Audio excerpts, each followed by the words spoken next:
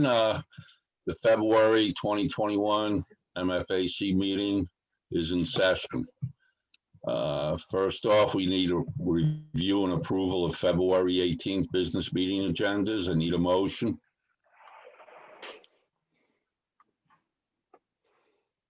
Motion to I'll move approve. that motion. All right, I have Bill moving the motion. Have I got a second? Mike Kiernack, second. Thank you, Mike. All those in favor? Aye. Aye. Nobody opposed. Review and approval of the January 28th draft business meeting minutes. Has anybody got corrections? Has anybody got Bill discussion? Doyle, I have one addition, please. Bill, you're recognized. Thank you. From public comment, I received an email from Greg Morris from Duxbury asking that when he spoke, he suggested that a 200 to 300 yard conditional area buffer be investigated just outside of the present permanent closure line. Thank you. So is that in addition or is that a correction, Bill? That's an addition. That's one part of his comments. He asked if he could have that included. Okay, you've got that, Jared? I do, yes. Okay. Is anybody opposed to the review and approval? This will be quicker. Or somebody make a motion, please, to accept and approve. Motion to accept the minutes. Second. Second by Shelley. Thank you, Shelley. Is there any opposition? I'm just assuming that's the revised version. Am I correct? Correct, Yes. with the addition as proposed by Bill Doyle. Thank you. I'm not seeing any opposition. Thank you, Approved by Jared. unanimous consent. Thank you. Well, good morning, everybody. Thank you for your attendance. Once again, I'm astonished at the reception we've had with commission members, that they actually join in and attend meetings. And I think it's good for DMF. I think it's good for the commission. And I think it's good for Fish and Game. So I'll turn this over to Commissioner Armanen. Good morning, Chairman Kane. Thank you for the invite to the meeting. And I'll keep my comments very brief. I want to kind of keep them high level as well. Unfortunately, this whole COVID thing has thrown us into a tailspin of technology. And in the world of technology, things are often hard to understand and difficult to deal with. But I do attend many of these meetings with many different groups, most of them public meetings, some of them not. But in a public meetings where the public is listening in and watching, but often cannot participate unless it's at very specific times, usually towards the end of a meeting, it's easy for a board or a commission to forget that they are in a public meeting. They're not sitting amongst each other with a crowd around them. And they often forget that there are plenty of people watching and listening via the internet. But this particular group I've been very impressed with. I appreciate everybody's professionalism. I very much appreciate everybody's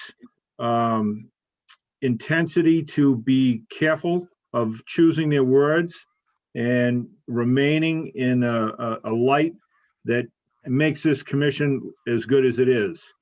So you guys are doing a great job. Keep up the good work.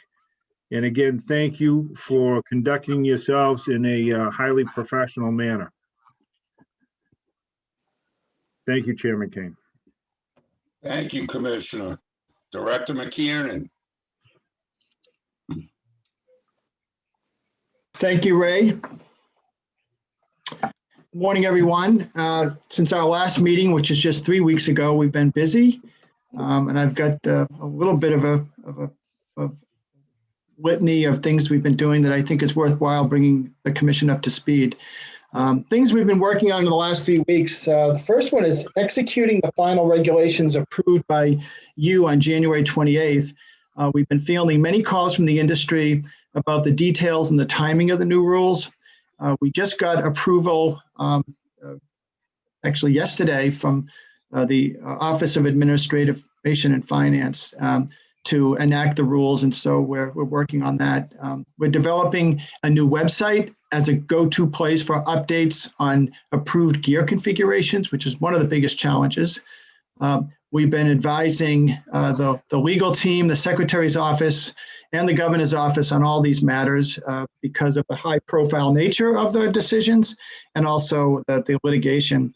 We've been interpreting the judge's latest decision in the case for which I and the Secretary are a defendant. This is the Judge Talwani's decision, where she was requested by the plaintiff to shut down the fishery pending the trial in June, but the judge refused to do that. And in her decision, she reaffirmed that the June trial will center on our application for an incidental take permit and focusing on the likelihood of receiving from NIMS, the expert agency, whether the permit will be issued. Even though it's unlikely that we will have a permit by then, we do expect to have the application prepared by then, I believe. And then, of course, staff has been busy with in-depth analyses of fishery data to present to NIMS as part of the incidental take permit application. And what I mean by that, and you'll see some of this data later, is that because we have such a rich data set and great analysts and Anna Webb and Eric Brusket and Story, we've been analyzing the data for our fixed gear fisheries to understand seasonal trends and long-term trends in the fishery to help explain the incidence of possibly of any entanglements and changes in entanglement trends that can be revealed from that data. So it's really been eye-opening for me and for the staff. We've also been digesting and commenting on the enormous quantity of federal documents that has to be commented on by the end of this month. The biological opinion is due February 19th, and that is a document that is very much being awaited by many litigants because there was other litigation in other courts about right whales, and a lot of it is going to kind of sort of pivot on the outcome of this biological opinion, where the National Marine Fisheries Service is required to declare, in their opinion, whether or not their permitted fisheries is affecting endangered species. And that document came out about maybe 4 weeks ago, and all comments are due tomorrow. So it was a really quick turnaround. It's hundreds of pages long, and I really want to credit Bob Glenn for working with his staff, taking the time to dive into that and preparing comments that we'll be submitting tomorrow. And also the proposed rule, the federal government, as you all know, they have a proposed rule in the background as we're doing our rulemaking. There's overarching federal rules as well, and comments are due on March 1st for that one. So it's really been a very, very challenging time for us in terms of all that's going on this front. Are there any questions? I have some other updates, but because of the complexity of these cases, are there any questions that I can take on this issue, Ray? Oh, we'll put it out to the commission. Any commission members have questions for Dan? Suki, you're recognized. Yeah, Dan, good morning. I just want to emphasize that you need to get this information out to the fleet, the lobster industry, as quick as possible. There's so much disinformation out there. You got to get on the right side of this and get this stuff straightened out.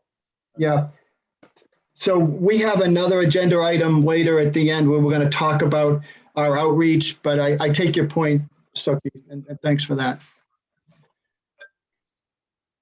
All right, if there are no other questions, I'll move on to CARES 2.0. Today at noon, there's going to be a meeting of the Atlantic States Executive Committee to discuss the newest developments on CARES relief. We don't have much news since our last meeting, but there's been informal discussion about requesting Congress to approve a lower threshold for losses than the 35% that was baked into the previous version of CARES to allow more businesses to qualify. But we don't know if that will be approved or not, but we're waiting a word. Moreover, we do expect slightly less funds this round, as some funds will be dedicated to the Great Lakes states and to the tribes, and some of that money will be taken off the top. Another update, the Atlantic States Marine Fisheries Commission staff is mailing all recipients their 1099s this week, and they're all expected to be mailed effective tomorrow. So we've gotten a lot of calls from industry seeking the 1099. The next issue, we're working to get the port profiles completed, and they've been sent around to the harbor masters who filled out those surveys. Story Reed presented on that last month. And we're also sending the draft document to the Seafood Marketing Steering Committee, where that was the source of the funds for this project from 2019. We're also working to get the Massachusetts Shellfish Initiative Strategic Plan's final draft out. It is on the streets. There is a public forum on that Monday for final comments. I serve as the chairman of that task force. It's been a really interesting, long process, but a really interesting one. And I can tell you that, it's kind of like having, I guess, having war buddies. We've developed some pretty strong working relationships with many of the principals who are working on this one. And I know the document's going to be a good one. It's already good, but I think the net result of developing a document like that is it does build good working relationships and trust among a lot of the principals. And that means Mass Aquaculture, that's the Cape Cod Fishermen's Alliance, that includes Nature Conservancy. And then we're getting a lot of positive feedback from the public who started out in this process pretty untrusting of the process. But I think over the last year or two, that trust has grown, especially with the Zoom calls. I mean, as obnoxious as Zoom calls can be, when you can, pull back the curtain and people can see the hard work that people are putting in and sort of the honesty that goes into some of those discussions, I think it only helps in developing a sense of trust among the stakeholders. I've been with staff holding frequent meetings with staff, stakeholders, and some other folks on the challenges of the reclassification of Plymouth, Kingston, Duxbury. Asmc member Bill Doyle brought this to our attention at the last meeting, noting that the oyster farmers are pretty upset about the potential modification to the classification status relative to us conforming with the model ordinance requirements. And I've pledged to set up a group of advisors on this matter, and that is a work in progress. Another issue we're working on is the transfer policy for limited entry endorsements. I think this was raised at the last meeting by former DMF employee and well-known fisherman Drew Kolek. And now that document has been posted. And what it does is it allows the transfers of limited entry species endorsements for people who aren't using some of the more traditional commercial gears, such as draggers, et cetera. And so what it does is allows the transfer of those permits under the normal standards of 4 to the last 5 years. It establishes the annual threshold of 1 trip limit per year. So in the case of tautog, that comes to about 120 pounds. In the case of sea bass, depending on the trip limit, we can look at that. But it also allows the bundling so that fishermen don't have to be actively fishing all 3 endorsements if they want to just transfer the whole bundle. As long as they met the annual threshold for one of those, we would allow them to bundle. And we think that's a real a progressive way to deal with that. And we've had a lot of requests for this, especially from some of the folks who are aging out of the fishery. We've been on the issue of Welk, we do have a Welk item on the agenda requested by the chairman. And I've asked Steve Wilcox and Gary Nelson to take part in today's discussion just for an informal discussion about issues pertaining to the Welk fishery. But I do want to say that we've been attending weekly seminars of what's called the Welk Fishery Work Group. And it was something that we've been asking for at ASMFC, short of having an interstate plan. The beauty of an interstate plan is, states get together and compare notes and bring forward sort of the details of their fisheries. Now, Welks aren't so migratory that it requires an interstate plan, but on the other hand, there are a lot of examples of Welks landed in one state being caught in one state, landed in another state, and that is that's a really challenging thing. We actually had a violation a couple of falls ago where the fisherman whose permit has since been revoked was in possession of 94% undersized whelks, and as it turns out, it was an out-of-state dealer that was taking the product. And so those kind of challenges really mandate the states do better in cooperating with one another, so the neighboring states' rules don't undermine another state's rules.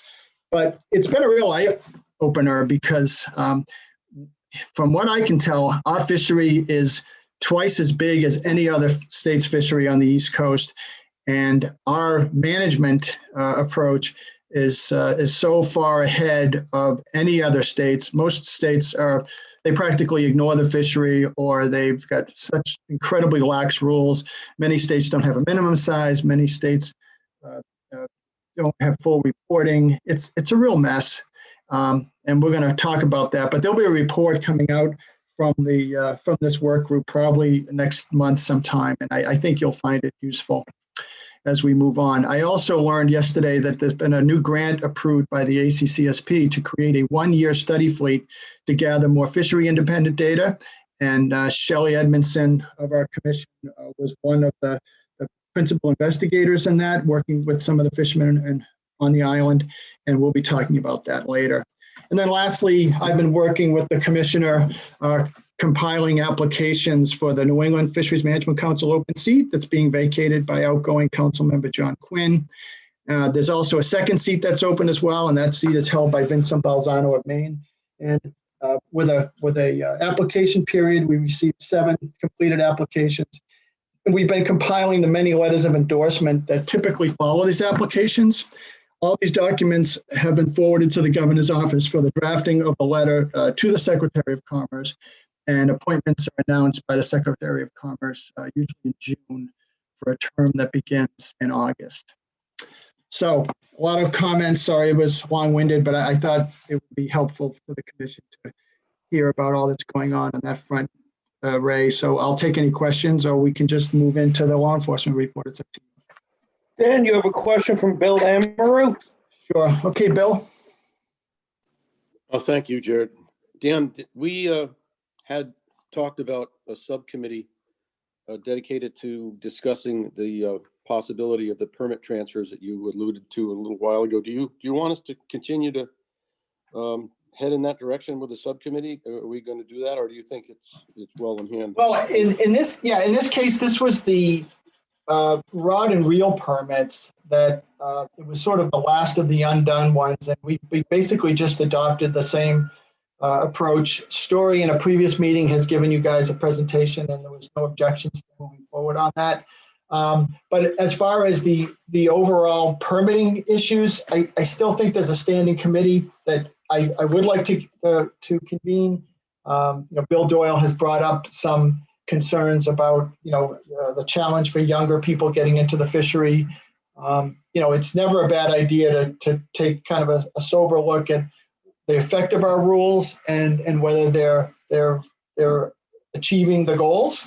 So I do want to convene that subcommittee, but as I have described in the last 3 weeks anyway, and even before that, it's just been displaced by more urgent matters. All right, I understand.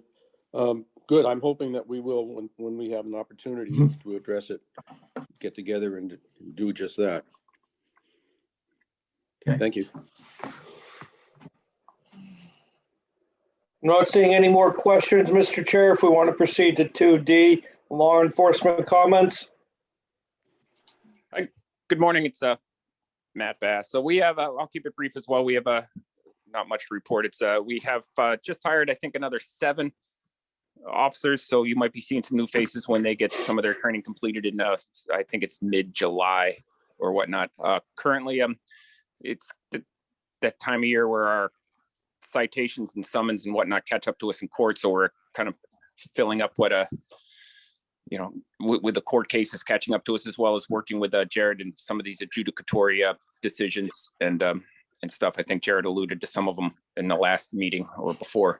But a lot of our time right now is being, at least for me, taken up in the bay, removal of gear, which I'll probably be getting underway shortly to do that right now. I think so far we've probably moved close to a little more than 100 traps and service gear and what. I think it's a little lighter than it has been in the past, a number of whales, and we're just hoping we don't have any incidents. But with that, any questions? Questions for Lieutenant Bass from the I have a commission? question. You're recognized. Yes, thank you. Bill Amaru. I had a conversation with a sea clamor, Cape Cod sea clamor recently, a small boat, 40 feet. And he was concerned about the number of large sea clammers that he's seeing in Cape Cod Bay, up in his closest Stellwagen bank and through that area. And I checked on the limit on the size of the boats and the dredges with Jared, and I got some information. And I'm not sure there's any violations going on, but I'm wondering at this time of year, is it possible for you guys to get out very often and patrol in the high speed rigid inflatable that you've got to see if maybe your couple of boats are sneaking in there where they shouldn't be? Yeah, no, absolutely. We did get kind of set back like everybody else did with the COVID thing, and it took out a number of our boat crew members, as well as I think the Boston region. But so that kind of obviously hinders us a little bit. But no, we still have both the large boats, the Thomas Paine underway, and all the safe boats. I did get a wind of that complaint, and we typically do see a couple more surf clammers in the Cape Cod Bay area this time of year because there's less gear. But I'm figuring if there's any of these larger surf clammer boats, a lot of them are under VMS. So I did take a look, even if they'd be declared out of fishery or whatnot, to see if anybody did kind of venture in. And I haven't seen any evidence of that yet. But we are certainly able to, if you get in timely complaint, we can run right out and check that out. Okay, good. Well, you're aware of it, and that's what I wanted to be sure of. Thank you. Any other questions for Lieutenant Bass? Jared, any hands up? Not seeing any further questions. Okay, moving along to discussion items, the 2021 conditional April groundfish closure. Okay, Ray, I'll be asking for Jared for some help on this. You've been sent a memo, and it's this time of year that we execute the regulations that were approved about 4 years ago, where what we do is we tally all of those groundfish landings attributable to the boats that catch groundfish that don't have federal permits to see how close we're coming to the so-called state water set aside, even though it's for state waters and in Massachusetts and other states, the other states' contributions are typically minimal. And so, and while they're not quotas, we do make an annual decision about whether or not to extend the fishery into April based on how much of those set aside tax have been used up. And so Jared has a little bit more detailed description of the status of the situation, but this is a routine annual exercise for us as a commission. So go ahead, Jared, why don't you take it? Sure. So as Dan stated, the feds annually allocate state water subcomponents, which are effectively soft harvest targets for groundfish stocks, to state waters fisheries. These subcomponents are not state specific like a quota would be, but they're for all New England states. Massachusetts is the principally responsible for the harvest of the subcomponents, as we're the state that has the largest state waters fishery. Subcomponents are allocated for each federal fishing year, which runs May 1 through April 30th. So the winter provides us with an opportunity to review landings from the past year due to low effort, seasonal availability, and overarching groundfish closures in the Gulf of Maine. Landings principally come from our limited entry groundfish endorsement or GE fleet, but there are some landings attributable to the open access 25-pound mixed groundfish limit. GE fleet, the effort there is principally from about a half dozen gill netters and a half dozen draggers fishing in the Gulf of Maine region. 2019, we established this conditional April closure in response to concerns that overages of the state water subcomponents, particularly for cod, yellowtail flounder, and winter flounder, were going to trigger federal accountability measures if the overall ACL for the commercial fishery was exceeded, as federal quota utilization was close to their targets for those species. The closure allows DMF to balance these concerns while providing the GE fleet with access to the resource when it's available in state waters. So we can conditionally lift this if year-to-date landings do not exceed the subcomponent and federal conservation objectives are not compromised. So we've done our preliminary analysis using safest dealer data for fishing year 20. A couple takeaways here is that landings are down across the board. We're well below set aside utilization for all stocks. Cod's at 28%, Gulf of Maine winter flounder 27, yellowtail flounder 52, haddock 61. COVID likely impacted this as fewer trips were made this year compared to prior years. We lifted the closure. We similarly lifted the closure last year. We hit the subcomponent for winter flounder and exceeded for haddock, but both are federally underutilized, so there weren't concerns about triggering accountability measures there. Based on last year's fishery, I wouldn't expect that we would come close to these set-asides for 2020. So what we're proposing to do is to begin the public process to lift the April conditional closure for April 2021. What's important to note about this is while we are lifting the closure for all waters between 4230 and 42 west of 7030, only a small amount of waters are actually open to commercial groundfish fishing due to other overarching closures. The pink area you see there is a winter flounder spawning closure, which is in effect throughout the month of April and prevents any groundfish fishing within the area. The orange areas are inshore net areas where no net fishing may occur. Then you have kind of the striped areas for Boston North, which are mobile gear closures, the checkered area down in Cape Cod Bay, which is the protected species gillnet closure, and then just north of the April opening is the spring cod conservation zone, which goes into effect on April 16th. So really it's that white dotted area off Boston that is open with some gill netting that could occur, a little bit closer to shore in the striped area where mobile gear is and allowing some mobile gear fishing that may be able to occur off the South Shore. So while the closure is being lifted for that other area, there's other overlapping closures that would additionally restrict groundfish fishing in certain areas. So the process moving forward is we review this today with you folks. We announce a public comment period tomorrow. We accept public comment for 2 weeks through March 5th. We moved for final, after review of the public comment, we moved for final recommendation. That memo would likely come to you on March 12th for a review at your March 18th meeting, and then final action to be announced on March 19th.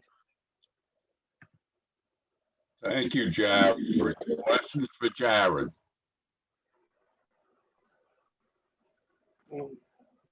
Mike Peardnock?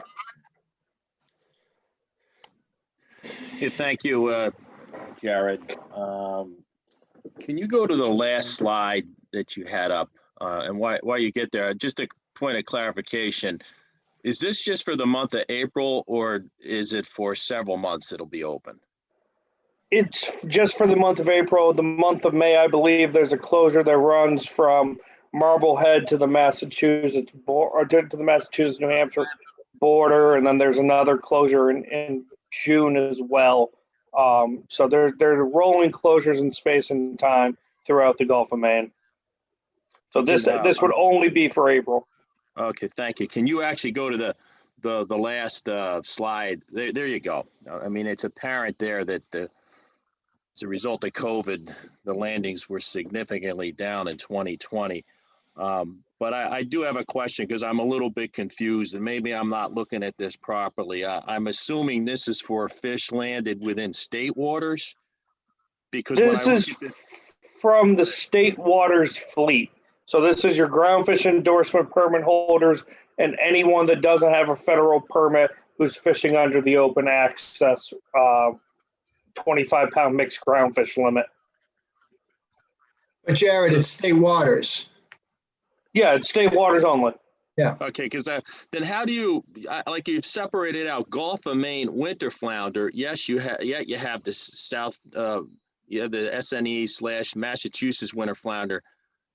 That's where I didn't understand how it was differentiated and whether it was a federally and state permitted vessel landing these fish in federally waters, but they're coming in and it's reflected in this quota for the state. So this would only be vessels that are not federally permitted. So it would only be coming in from state waters, and we'd base that on port of landing for differentiating between Gulf of Maine and southern New England. But if I could, Jared, the other states to the west, Rhode Island, Connecticut, New York, if they have any state waters landings of fish by non-federally permit holders, those for winter flounder in southern New England, those would count against that as well. So that number is minuscule, but it does cover other states as well. Just correct, but that data for other states is not in here. This is Massachusetts state waters landings only. So the subcomponent would be for all states. The landings are just for Massachusetts. So getting back to winter flounder, why do they have that separated? It's two different stocks. That's how the feds allocate it, is based on the stock. So they give us one set aside for southern New England and another set aside for the Gulf of Maine. Okay, understood. Thank you, Jared. Thank you very much. Yep. Suki? Yeah, it's just a comment. The state is on the fast track to get all lobster gear out of this area. And now we're gonna encourage gill netters and hook guys to go in there and go fishing with buoy lines. This seems a little strange to me, that's all.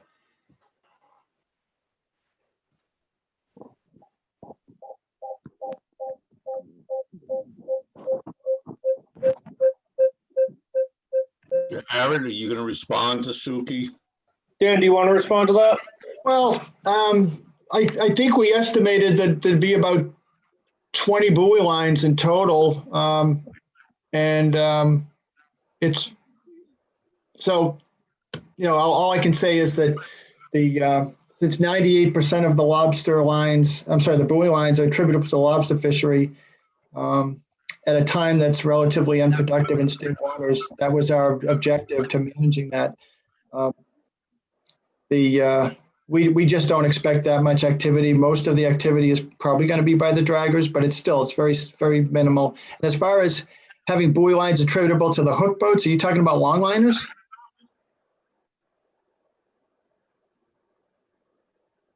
Yeah, guys. I mean, you forced all lobstermen to bring their gear in, so anybody with a gill net permit or done with a GE permit might try some hooking if it's available. I mean, the longline gear has always been given a break because the gear should come home at the end of the trip, is very lightweight. And again, it's minimal in terms of the amount of lines that we expect to be fished by that gear. So. Yeah, just a comment, Dan. I mean, going forward, the feds are going to be after non-trap gear buoy lines. So gill netters are going to be feeling some kind of a negative effect in the future as far as their buoy lines go too. So Yeah, I appreciate that. Bill Amaru? Any other questions? Yes, that's me. It's not so much a question, it's Bill Amaru, it is a comment. I'm just struck after seeing these numbers, the enormous numbers of unutilized fish, even in the years when there was no COVID, as low as 0%, 3%, 1% of stocks that I chased around the ocean for the better part of my career, and found that we were, since the beginning of the individual fishing quota program, we stopped fishing on these things in June and July when we started fishing on them in May. It's just amazing to me that so few of the allocated fish are being utilized. It must say something about the overall decline in the size of the mobile gear trawler fleet, and perhaps somewhat to the same extent for gill netting and longline fleets. I'm just amazed to see it. The redfish, the pollock, so many of them really. But at any rate, I hope someday that we're looking at these charts that show near full utilization on an ongoing basis again someday. Thank you, Thank you. Bill. Yeah. Any other questions on this discussion item? I'm not seeing any further questions, Mr. Chair. Then we can move along. Jared, if you'd like to put the agenda back up, please.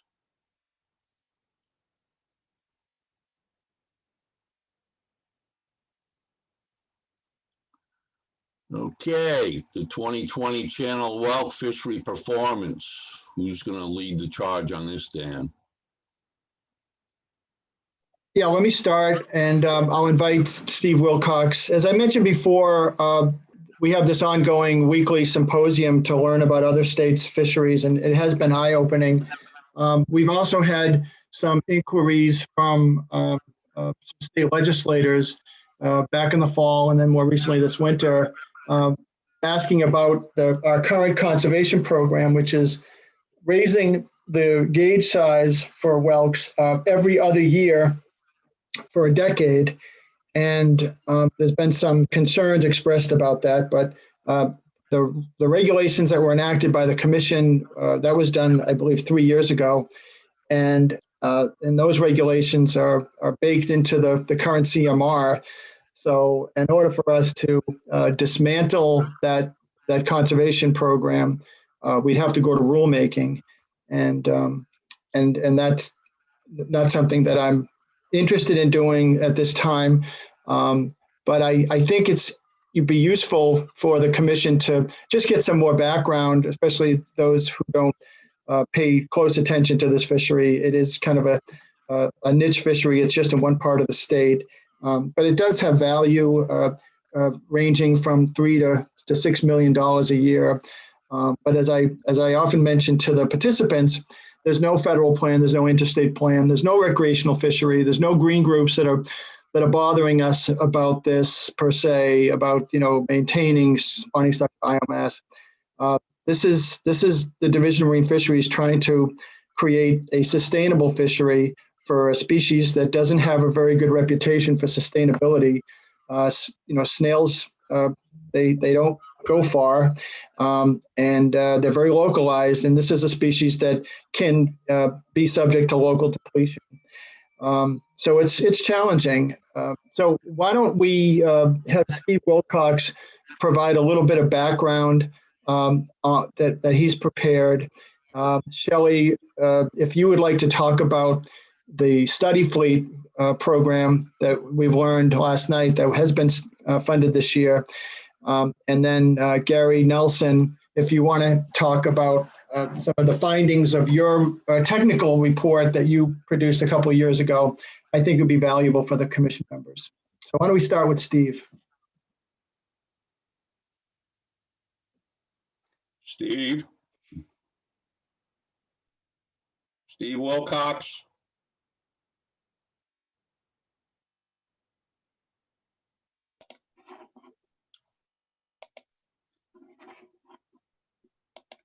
Okay, everyone hear me and see the screen?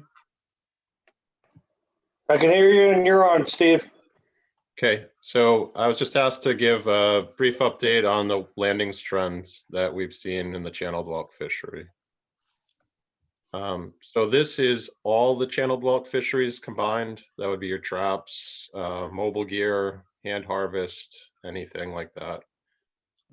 The blue line are landings over time. The green line is the value of the fishery, and then the red line is the price per pound. You can tell that our landings peaked in 2012. That was over 3.6 million pounds. It's worth $6.3 million that year. There's been a decline in landings since then. Their fishery value remains annually between $3 to $4 million. The price is near a time series high, took a little bit of a hit this year, which I believe was associated with the COVID. And 2020 is very preliminary data. As it just came in, there's often audits that need to be done. There's a category of snails conch other that some report in that can get tweezed out over time. So my understanding from the stats team is that they're expecting the 2020 numbers to go up more than they currently showing by at least 4 to 5%, potentially even more.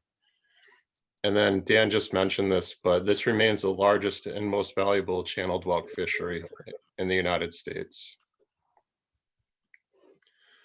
So this is channeled whelk trap fishery landings trends, and this data comes from the fishermen, so not from the dealer like the last one. And as such, all this data is only going to go through 2019 because the catch reports don't come in, get audited, and get to any form of where they can be shared for several more months. So the landings have historically been driven by Nantucket Sound. You can see that there's been a decline there. Vineyard Sound, Buzzards Bay, and the other SRAs, which are all combined, have tended to be more stable. So that was landings. This is trap hauls, so this is more effort. So you can see that there's also been a decrease in time in the number of trap hauls, mostly in Nantucket Sound, while Buzzards Bay, Vineyard Sound, and all the other regions have remained pretty stable. This is catch per unit effort. So landings are down, efforts down, but this is showing kind of the way that those two play with each other. So you can see that the best catch per unit effort was in the early 2000s, long before we ever hit the peak. The peak landings were actually right here. So catch per unit effort was dropping by 2012. So there was a ton of effort going on, which you saw in the trap hauls. And then all these other descriptions are just the different management schemes that have happened over time. 2013, that was the first time that we defined any type of gauge use. If you remember, prior to that, I believe law enforcement went out and only found about one boat out of, I think it was 12 or so, that had a gauge present at all when they were fishing. And then 2014 was the first ever increase, followed by one in 15. 2017 was the shoot gauge. And then 2019 had the 1/8 inch increase. And you can see that even in 2016, where nothing happened, there's still a drop in catch per unit effort. And again, this is all only goes through 2019. And there's a caveat here that comes from our stats team that starting in 2010 through 2019, it's difficult to tell sometimes. Someone can report channeled whelk landings from their lobster trips, as an example, and that can make it look like trap hauls are a lot higher than they actually are. So this is just a breakdown. Again, this is the stats team compiled this, looking at the maximum number of traps in the water in Nantucket Sound, just to try to give you an understanding of when this fishery is occurring. So each number down here is a week of the year. So the fishery's closed until mid-April. This is when it opens, is week 16 of the year. And then week 50 is the close of the year, which is December 15th. You can see there's kind of two waves. You get this spring fishery, then it declines in the summer, and then it really ramps up in the fall. And that's the same, this is landings, looking at that same time frame. So you can see there's some landings in the spring, then it kind of dries out in the summer, and then you get this big pop in the fall, which is when most of the catch comes in. So in terms of the gauge going forward this year, would be 3 1/8 inch gauge size. And then the question most people want to know is what % of the females are mature at any one of those at that size. We're still at 0% for Nantucket Sound, still at 0% for Vineyard Sound, and we're on the board in Buzzards Bay. Around 15% of the females at that size have reached maturity. So minus 2020 data coming in, that's kind of the update on where we stand with recent fishery trends. Questions for Steve Wilcox, please.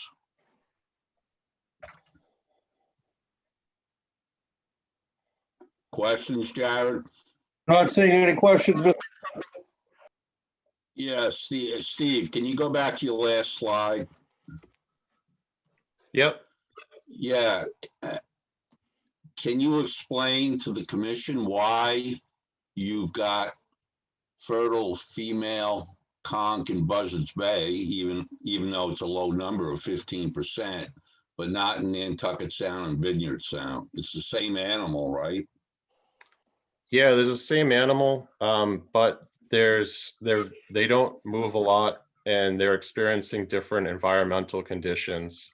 So it's common in all species, but not probably on such small scales.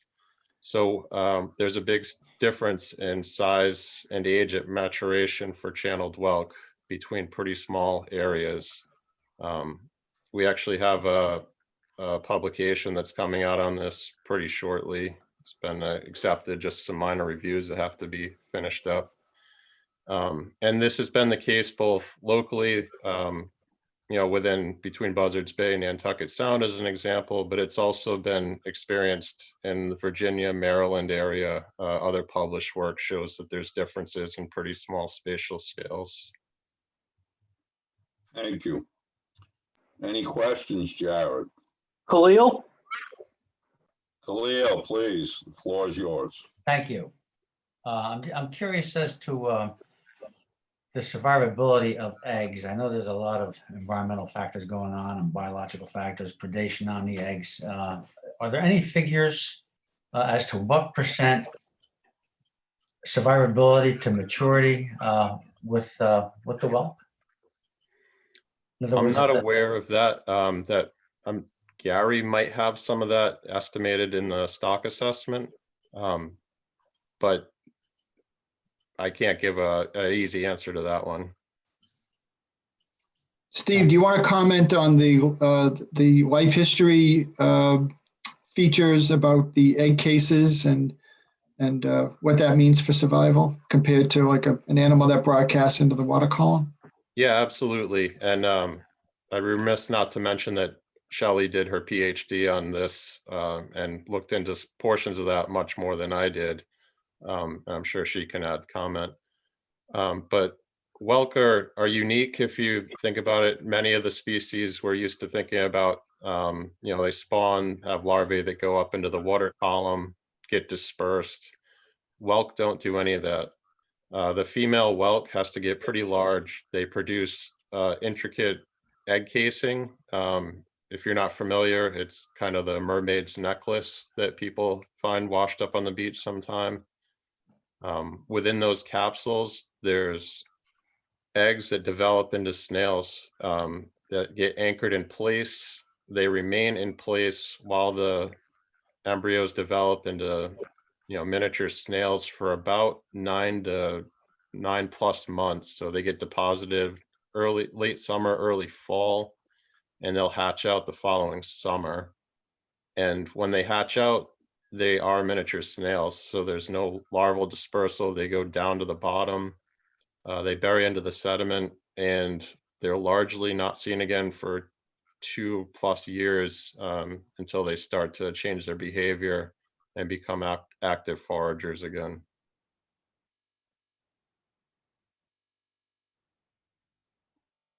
Questions, Khalil? I'm all set, Chairman. Thank you. Bill Amaru. William, you're recognized. Thank you, Mr. Chairman. I don't see any designation for smooth or knotty on these. We used to consider them two pretty different animals, especially when we were getting paid for them. Is there any reason why you don't distinguish between the two? So this is just for channeled whelk. Knobbed whelk we have some data for that as well, but specifically this was just asked to update on the channeled whelk. Okay, so that's what we would call the smooth whelk, at least what I Yes. call smooth. Yeah, Yes. gotcha. Thank you. Mike Peardnock. Michael, you're recognized. Thank you, Mr. Chairman. A question I have, if I'm interpreting this right, if the gauge size is 3 1/8 inches, what I see here, there shouldn't be any that should be landed in Nantucket Vineyard Sound, or very few in Buzzards Bay. Is that indicative of the stock being in trouble, or am I looking at this incorrectly? This is indicative of just that there are no females protected by the minimum legal size, assured a chance to reproduce prior to being harvested in Nantucket Sound, Vineyard Sound.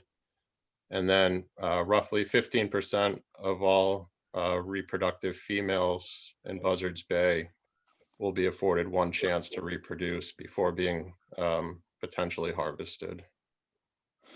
So Mike, this is Dan. So this has nothing to do with the status of the stock. This has to do with the life history features of the animals in these different geographic locations. So even if the stock was at an all-time high, these statistics wouldn't change. It's just comparing the size at which the animal matures to the current standard of the minimum size. The minimum size goes back to the early 90s when we had a 2 3/4 inch minimum size, which was not established for purposes of protecting spawning stock biomass.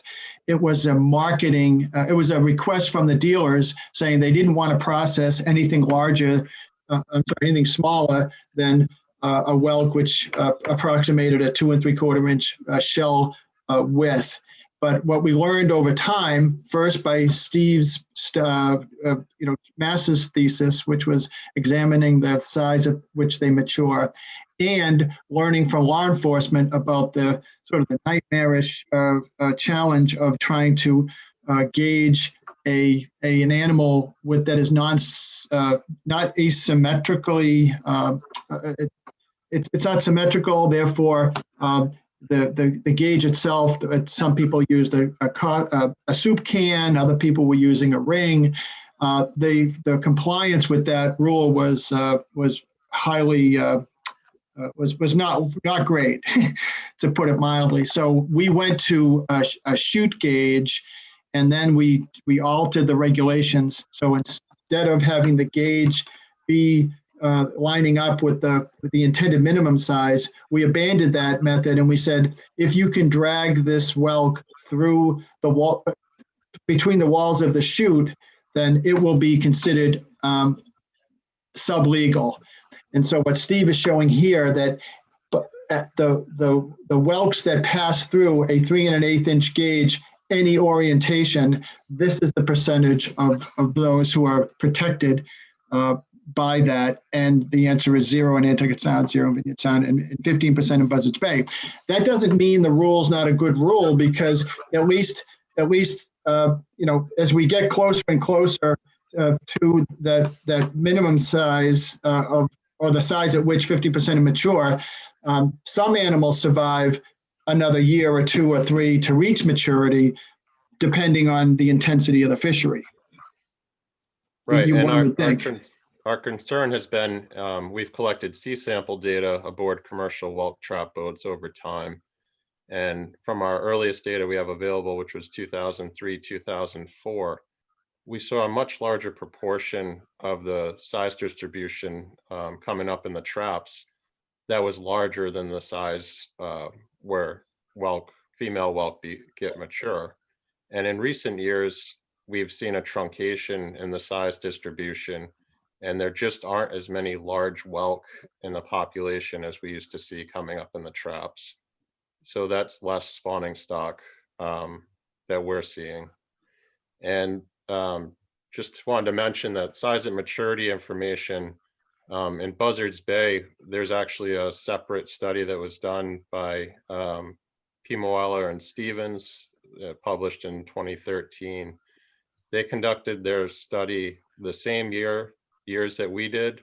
They did a completely independent study, and results were identical in terms, nearly identical. I believe it was 0.3 millimeter difference between size and maturity estimates for females in Buzzards Bay. Thank you for clearing that up with me. I appreciate it. Thank you. Jared, Not seeing any further questions, Mr. Chair. while we still have Steve on this meeting, I have a question. I think we're data rich in our management plan, number of hauls, the spatial, the monthly landings and whatnot. But I have a concern. Have we got any biological data on the male population? I mean, believe you did 2 research studies, Steve, and Brad Stevens did at least 1, but it all had to do with the female.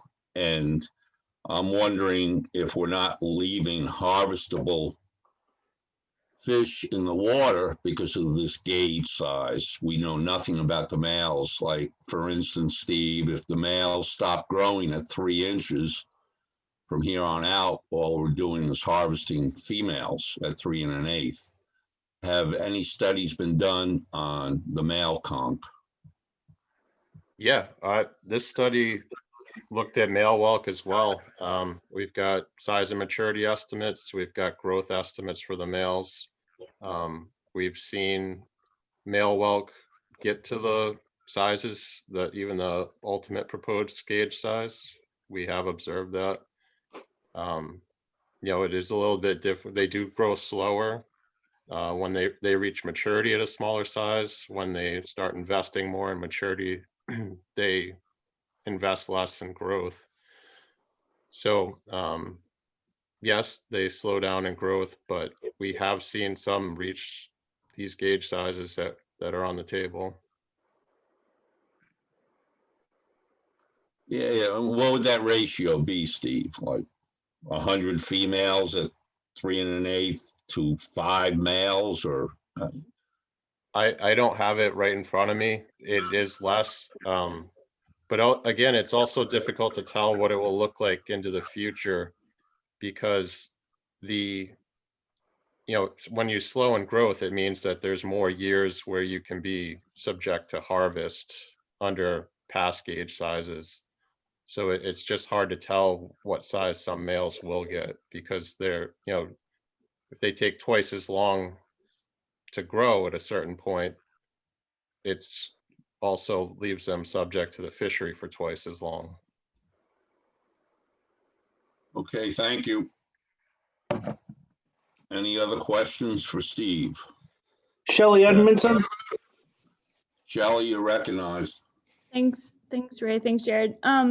I just would like to sort of echo some of Ray's concerns. I recognize that this is a really challenging fishery to regulate in a sustainable way, and that we're already seeing some concerns. And I'm just very concerned when we get to 2029 at that gauge size, if, you know, are we going to be only harvesting females? And is there a way we can start to look at what that ratio is going to look like? Because if we do these conservation measures and you know, we're putting a lot of pressure on the fishermen, when we get to this size, are we going to be just harvesting mostly females? And that, in my mind, is sort of backwards. So I know that this is really challenging, but I have a lot of concerns about where it's going to.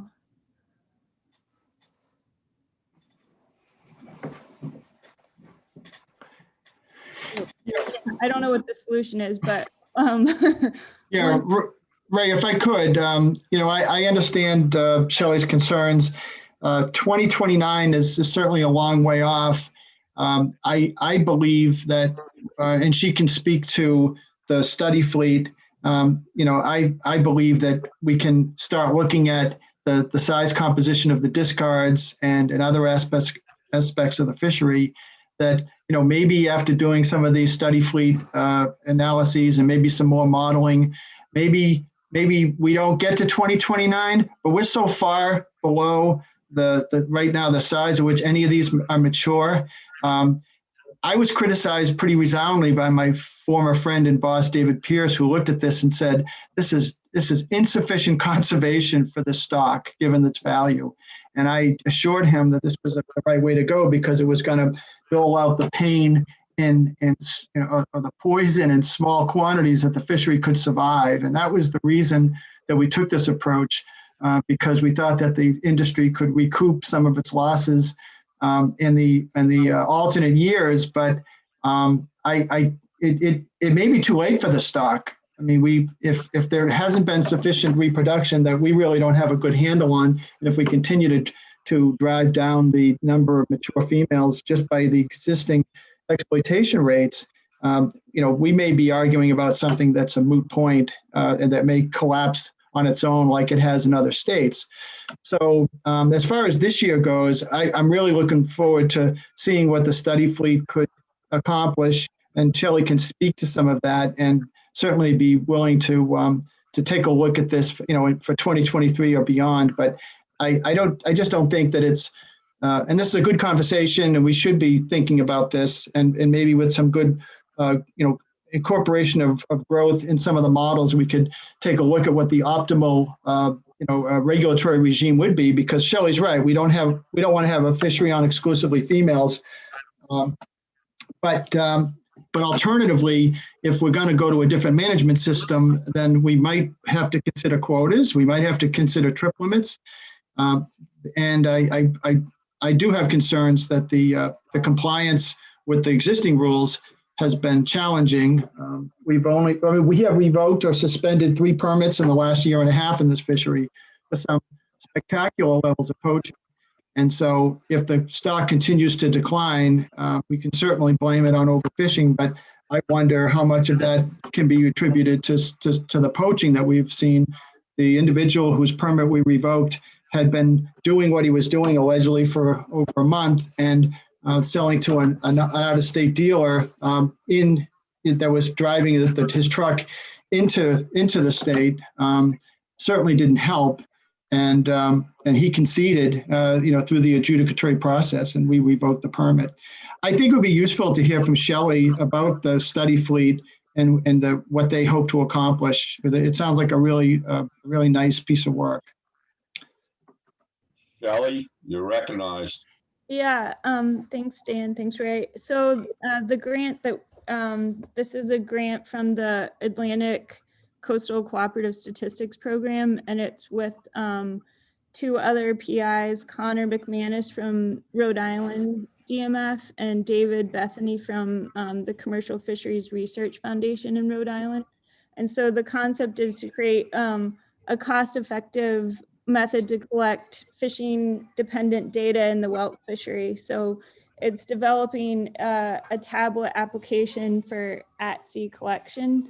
And David at CFRF, they're really, they've paved the way with their Jonah crab research and black sea bass research, and have this great on-deck data wireless method to collect information at sea. And so this is going to be a great way to integrate collecting data with the Welk fleet in Massachusetts and Rhode Island. And so it's going to be collecting catch, effort, spatial, temporal, that kind of data within the fishery to see the trends. And I think once this is proven, it can help us have a method to have ongoing data going forward, which will really help us see some fishery trends. So I'm excited about it. Right now, I think it might be pushed back to next year. We're trying to figure out the schedule because the grant came in later than we anticipated originally. So that's still being worked out. But I was just going to add a side comment to it. You know, I think because we have this gradual increase, it also gives us time to do some research and put some thought into this before we get to 2029. And I think that there is a need to investigate other conservation methods. You know, we're leading the way as far as all the states that have channeled Welk fisheries. And so I think we need to put some effort into it, maybe have some sort of subcommittee that includes fishermen and other Welk researchers, commission members to think about where this is going and if this is the right action. Shelley, I would agree with that, but could we wait until you get a year's worth of data under our belt to chew on this? Because I don't know what new information we could bring forward. Like we're bringing you everything we have at this point, and obviously we don't have a lot of fishery dependent data that from being collected on vessels. Most of it's self-reported. Mm-hmm. Are you thinking you would want this committee to be established sooner than when you would bring back a lot of this unique data? I just think we have the time now to decide if there are other things we need to look at. And I worry about having too many years go by and not taking advantage of looking into things like sex ratio, fecundity. And, you know, maybe there's a way to implement something sooner than even this Welk research fleet. You know, I think that's going to be the beginning of establishing a way to collect some fishery dependent data. But I think there are other things we might be wanting to look at before that is established. Anyway, we can talk more to see what the right timing is, but it might be better to try to do something sooner than later. I have one question for Shelley. Shelley, on this electronic tablet that you'll be giving to the harvesters who will be incorporated into this research project, is there going to be a column where they actually count the number of conch per trap? Because that's all I'm hearing, you know. Jesus Christ, I haul a trap, I get to save one conch out of an entire trap full of conch. So I have, you know, I can't go back to the harvesters and pitch them on the idea that it's already a failing fishery because they see different. I mean, they haul a trap and it's full of conch, undersized with our gauge. And I believe in our DMF, I believe in our director. But if Massachusetts is going to lead the charge on this, you know, it could also be egg on the face. So I support your thinking, Shelley, in a research project, but I was just wondering on this tablet if there isn't going to be a column where they actually count the number of conch per trap. Yeah, I think as the application is developed, you know, we would work with DMF and fishermen to figure out what what type of information should be recorded, but definitely there would be random sampling per string, that you would count the number of whelks per trap and have size, size measurements, height, width, length, damage, that kind of stuff. I think collecting as much information as we can with the fishermen is really important. So, but all the specifics of what this tablet application will collect is yet to be determined, but it has that capability. Okay, so one more question and I'll end with my questions. So when we recruit harvesters to partake in this research project, you will get harvesters from Buzzards Bay, Vineyard Sound, and Nantucket Sound, right? So we're looking at the entire conch population from the 3 different areas. I'm not certain. I think so right now we have in the grant specified 8 different vessels. We haven't selected who, but 4 from Rhode Island and 4 from Massachusetts. And I think that I'd have to talk to the other PIs about what the vision is, and also involve Bob, Glenn, and Steve and Dan on deciding if we wanted to focus on just Nantucket Sound, where the majority of the harvest is taking place, or if we want to spread out. I think that's something yet to be determined, but we can consider all options. Thank you, Shelley. Yeah, thank you. Any other questions about conch? Lou Williams? Lou, you're recognized.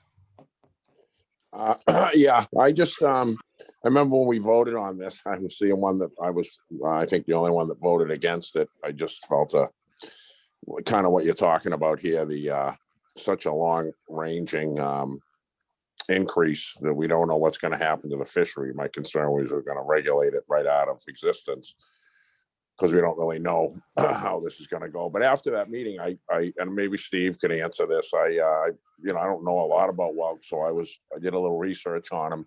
And one thing I found interesting was that they said that the spawn from the Welk can travel huge distances before it settles.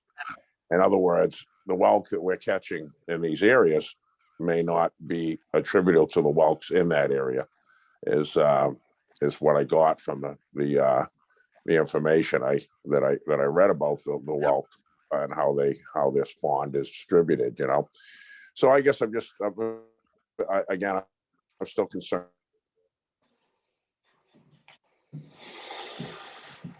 Yeah, I think we lost you, Lou. You can already see. Can you hear me now, Ray? Yeah. No, I'm just concerned about the future of the fishery with this type of plan. You can already see where we'll be harvesting. We may not be harvesting males, it'll be a female fishery, but I just thought that was an interesting concept that they said the Welk larvae travels immense distances, and this fishery could be being, contributed from a fishery quite a ways away, so just something I had read about I thought was interesting. Thanks.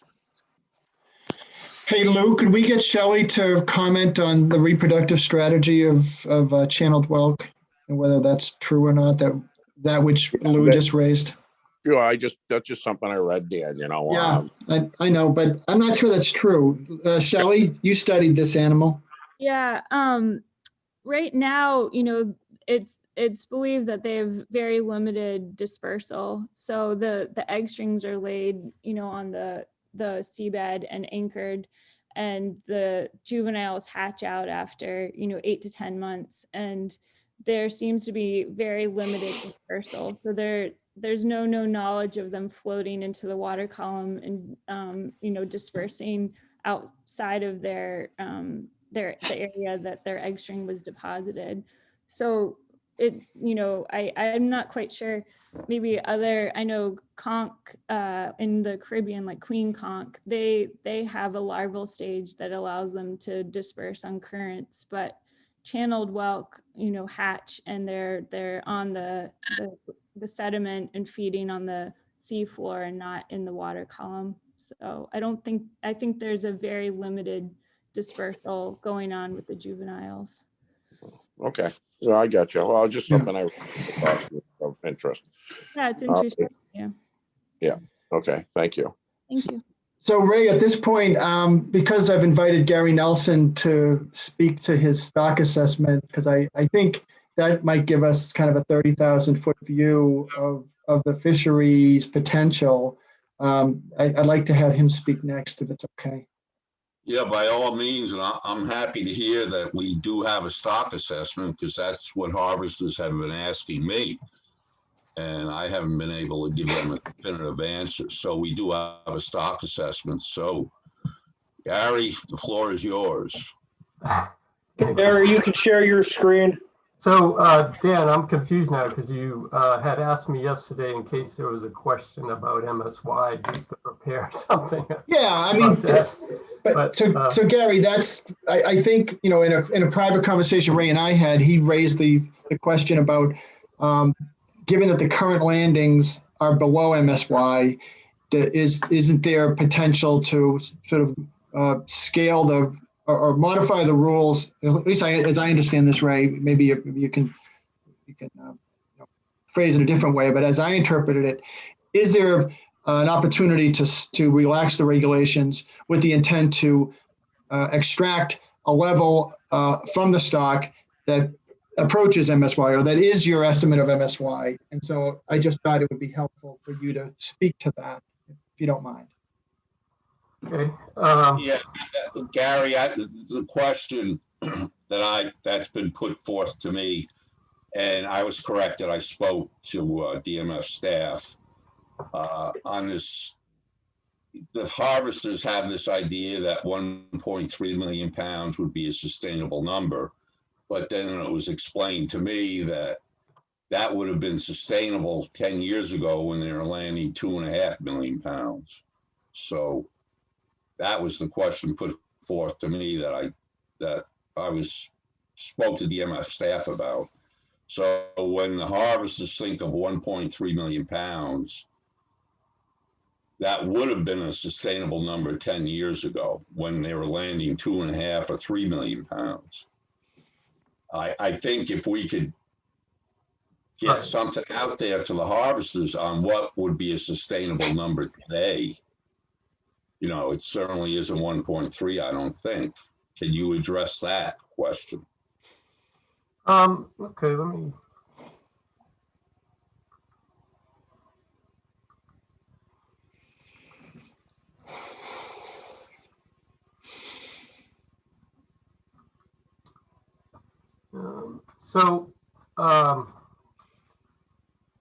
I guess here's I'll start with this. So some of the reference point we use are based on some theoretical models that were developed back in started in like 1935, if I remember correctly, and they're based on how theoretically how a population grows over time in absence of fishing. And this, can you see these slides? All right. Mm-hmm. Yeah. So here's just on this graph here is just a model of how, in terms of Welk, that we actually had some estimates of the parameters for this model, how Welk would grow over time, starting from a very low abundance and as it increases over time. And these particular models, this is a logistic growth model. And the characteristic of these models is that the population will eventually reach carrying capacity. And that's due to things like competition for food, some density-dependent mechanisms, habitat, they get too crowded, whatever. So the way, so this is the basic concept of how population grows, and it was from these models that people like Graham and Schaefer developed the concept of that we could actually remove part of the production that is increasing this population and develop this and to have a stable population. So if you look at this equation at the bottom of, it's just word equation. And in any particular time, the increase in biomass in the next year is related to what it was this year. Recruitment of individuals into the population in terms of weight, and then the growth of other individuals in the population, less those that die from natural mortality. And it's the recruitment and the growth combined that are termed production. In order for this population to grow, the production has to be greater than the losses. So in this case, recruitment and growth have to be greater than what's dying. And for a population to be stable, we could take out natural mortality and recruitment would be equal. So you would have a population that doesn't grow and be constant. So what Schaefer did was suggest that we could actually harvest that surplus production, have stable population at a given level. And what I've done on this graph on the left is show that if we start fishing at different levels of the population, given a constant catch over time, we can actually see that if we have the same catch over time, constant catch over time, we can drive the population to a lower level, but maintain a sustainable population. Now, if we start taking more catch, we can actually get the population down to a lower level, but we can still have a constant population, but the catch can be higher.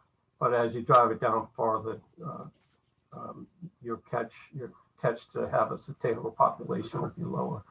If we did this for every level of the biomass, we get this graph in the bottom here showing that we can reach a maximum, we can attain a maximum sustainable yield or the surplus production we can take from the population at a certain point.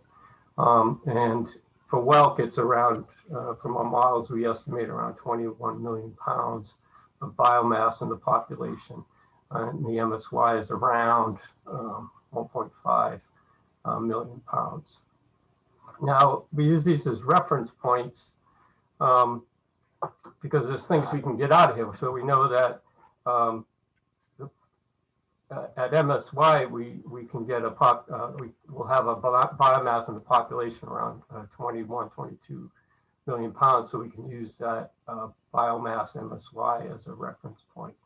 So if your biomass goes below, let's say 22 million pounds, you're not maximizing the yield you can take from the population. So we would consider that overfished. And if it was higher, you're not fully realizing the maximum standard yield. So we consider that not fished. Any values outside of this curve, for instance, that if we harvested above 1.5 here, say like 2, that would actually be, and we maintained that catch up in the top here, this graph here, you can see that the population crashes. So anything outside of that would crash the population eventually if the catches were constant.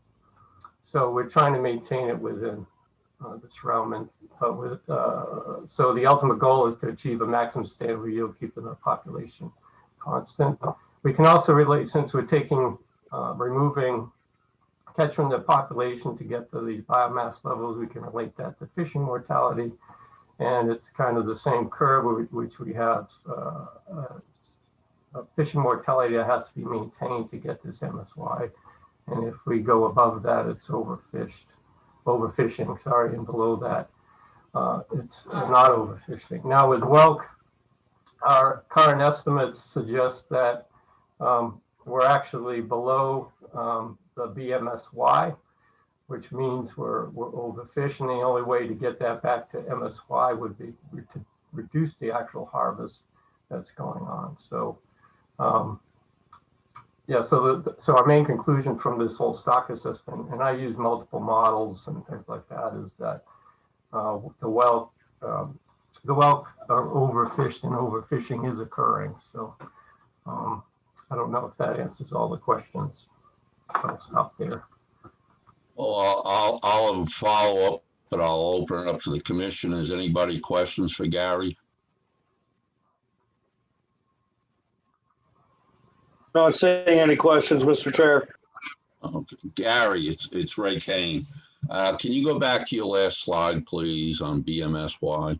So I believe you said, well, now I have nothing in front of me. I have a green screen. I believe you said we have the stock assessment says there's 21 million pounds. That would be where we would need to be on the entire population in order to where we would get MSY. We're actually a lot lower than that. From some of the estimates, I think it was like one model said 8 million pounds in the population right now, something like that. So we're in the, yeah, we're not maximizing our yield, but we're actually below below the BMSY level. So we would say that's overfished. Yeah, okay. So we're not close to BMSY. We're not close to 21 million. You're Nope. thinking on your stock assessment, it's more like 8 million pounds. Right, right. Okay, great. This is just good information. So when I'm questioned by a harvester, I can talk to them. I need a good understanding of it. And we just got clarity there because I thought at first you said we were at 21 million, but we're not. We're only at 8 million. Right. So thank you very much. Yeah, there are, if it's sort of the stock assessment document, there are other models that I used are kind of giving us the same picture too, that, you know, we're well overfished. The stock's well overfished. So that's available on our website too, under the our publication section on the website. Thank you, Gary. Questions for Gary? I'm not seeing any questions, Mr. Chair. Okay, then I guess we can move along on the agenda. Yeah, agenda's back up for you with I 3C updates from winter Asmc hearings. Yes, I believe this would be Nicola. That's right, Ray. Thank you, Nicola. Good morning, Thank everybody. you, Gary Nelson, for your presentation. I'm sorry. Are you seeing my screen in the right setting? You're in kind of a bit of a strange setup with the slides where I can see your screen. All right, let me switch them. How's that? Good. Okay. So I'm just gonna share a couple slides that go over some updates from the ASMC's winter meeting, which was in the first week of February. On striped bass, the Amendment 7 public information document. This is the the initial scoping for the next amendment for striped bass that was approved for public comment. The hearings are going to be held in March. We're still working on the date of our hearing from Massachusetts at this point, but expect an announcement of that sometime pretty soon. And this amendment has the potential to deal with a wide range of issues, but it's expected that through scoping, this list that you see here of the different issues that's being scoped may be narrowed down in the as it moves forward. We also went to the ASMC with some requests regarding our striped bass circle hook implementation plan. We had approved a proposal, a joint proposal between us and Maine to study the tube rig fishery. And as part of that, we requested a 2-year exemption from the circle hook mandate with this particular terminal tackle. So that was approved. And essentially what we're going to be doing with Maine and potentially some other states that we're also interested to get involved is study the hook set location with a tube and worm rig. People have widely reported that they never deep hook fish with this tackle, and so we put forward the proposal for this. but we'll also be sending out a survey to anglers about how frequently they use this gear and other properties about it. So that was some good news. And we also submitted a revised implementation plan that in our definition of natural bait excluded pork rind when it's attached to an artificial lure. So that will still be allowed moving forward. However, there was a lot of discussion about, how all the different states are defining bait within their circle hook regulation. They're wide ranging. And so there was a ad hoc committee form that's going to look at the definition and potentially have a special meeting of the board in March to see if there should be more uniformity between the states as to how they're defining bait for this circle hook mandate. So our state regulations for the circle hook rule will be part of the public hearing that's on March 2nd.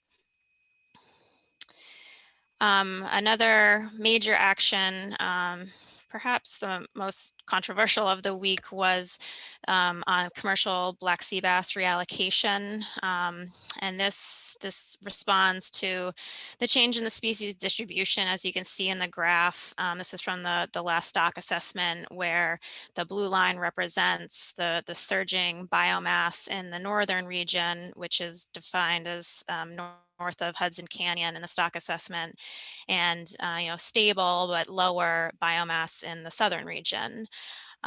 So the approach that was selected ultimately was to increase Connecticut's quota by 2%, from 1% to 3%, to address this, very low initial allocation that they've been dealing with. Meanwhile, the sea bass population in Long Island Sound has surged.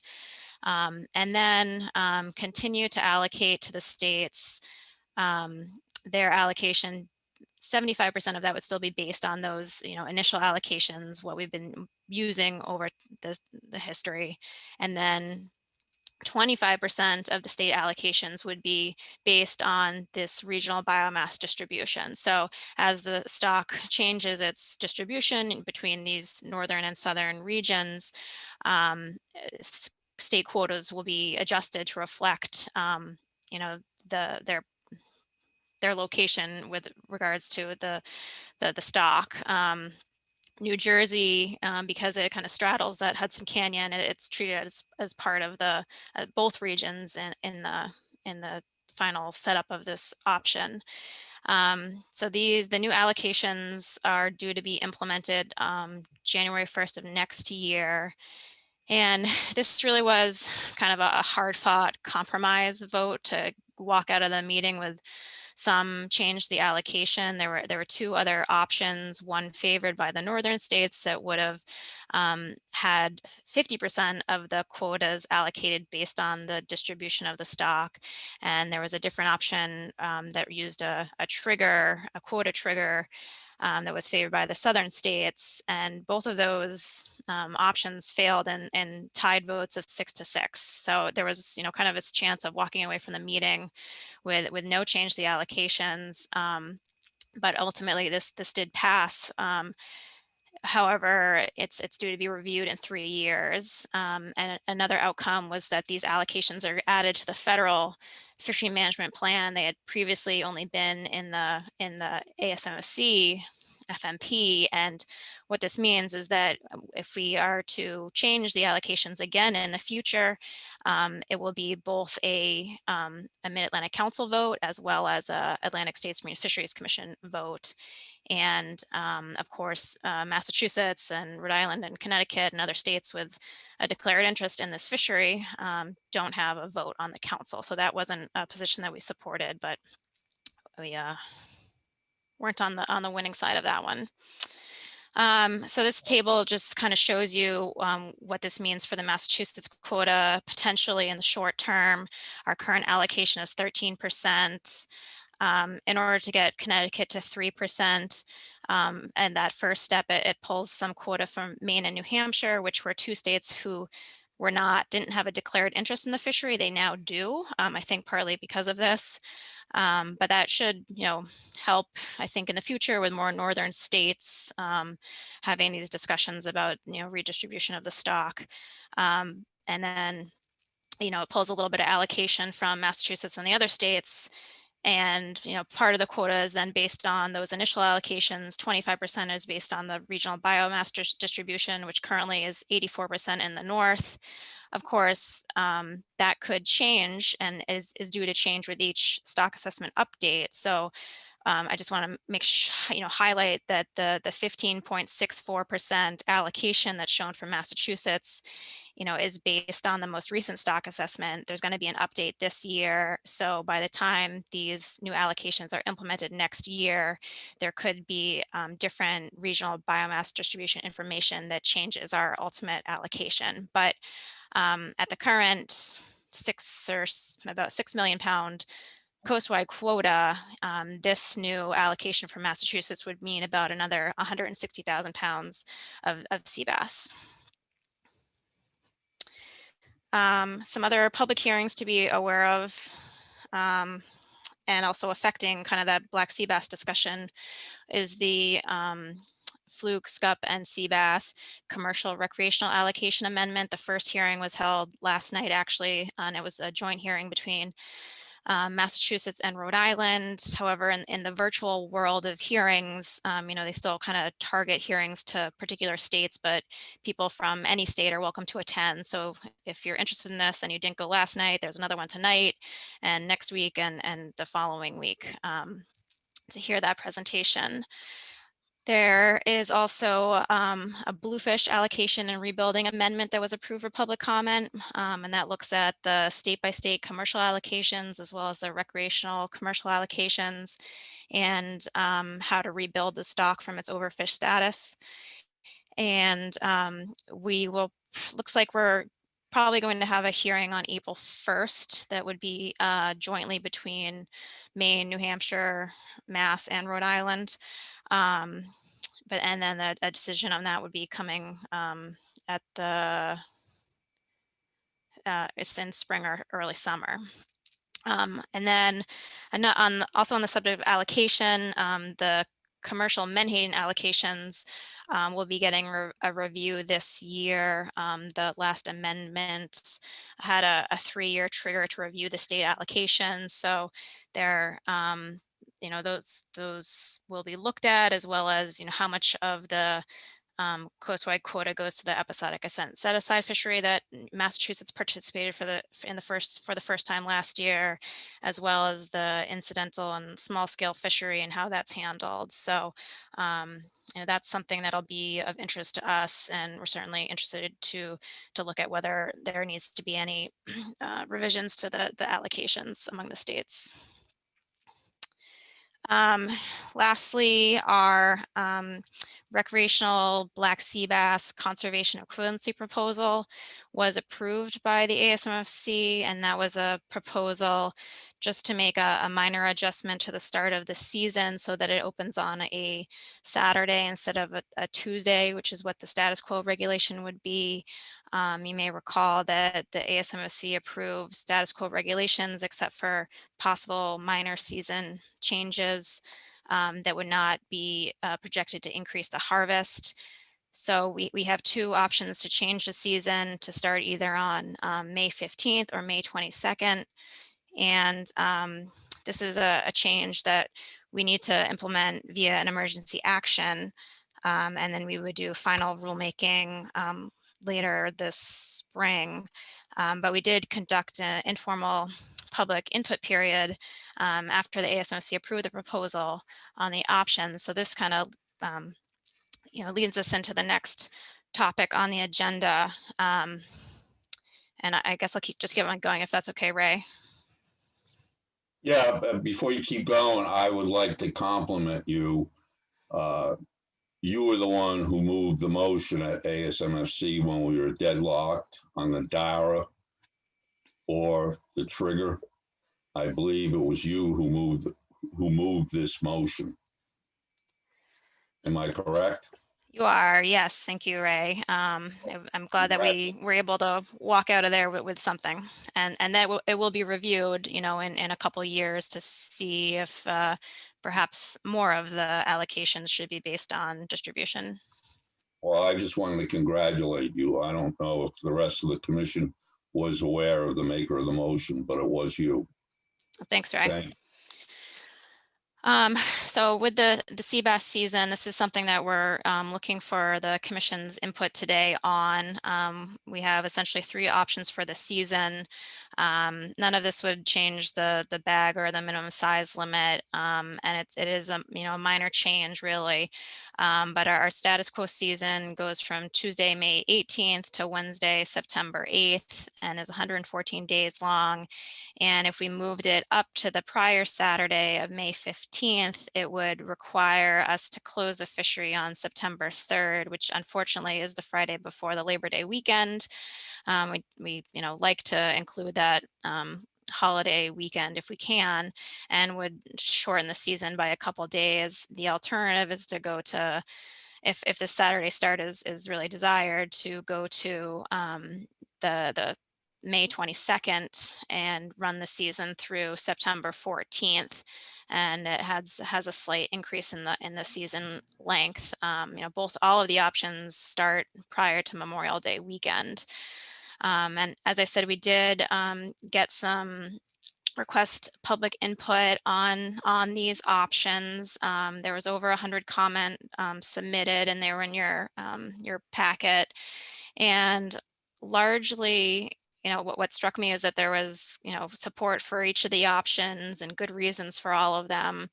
But generally, individual anglers preferred the option that started the season later on May 22nd, whereas there was more for hire support, for hire operator support for the option of May 15th as the season start. That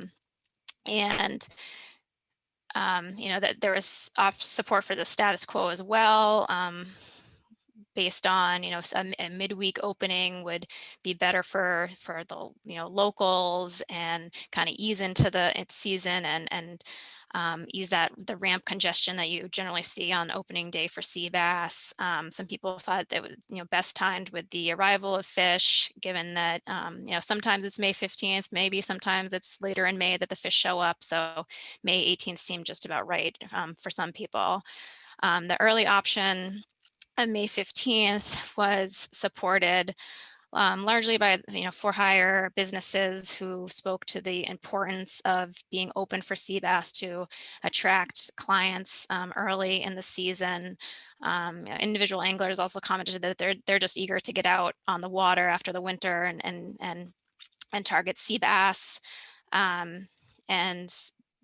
People indicated that in the fall, they're willing to give up those days because there's other targets, such as bonito and tautog opening and things like that. There was some comments that early season has few discarding of sea bass, which interestingly is something that we have not seen. We've done some sampling of the spawning aggregations the last 2018 and 2019, and found that prior to peak spawning, which is usually the beginning of June, there are more smaller fish on the spawning grounds, which are also the fishing grounds. And so it was just, we have some evidence that contradicts that the largest sea bass are what are showing up first, right on the spawning grounds. The May 22nd option was supported by people because they wanted to have that Labor Day weekend included. It was the longest season, more favorable weather. There was people spoke about concerns, they don't get out that early as May 15th. They don't have their boats in the water yet.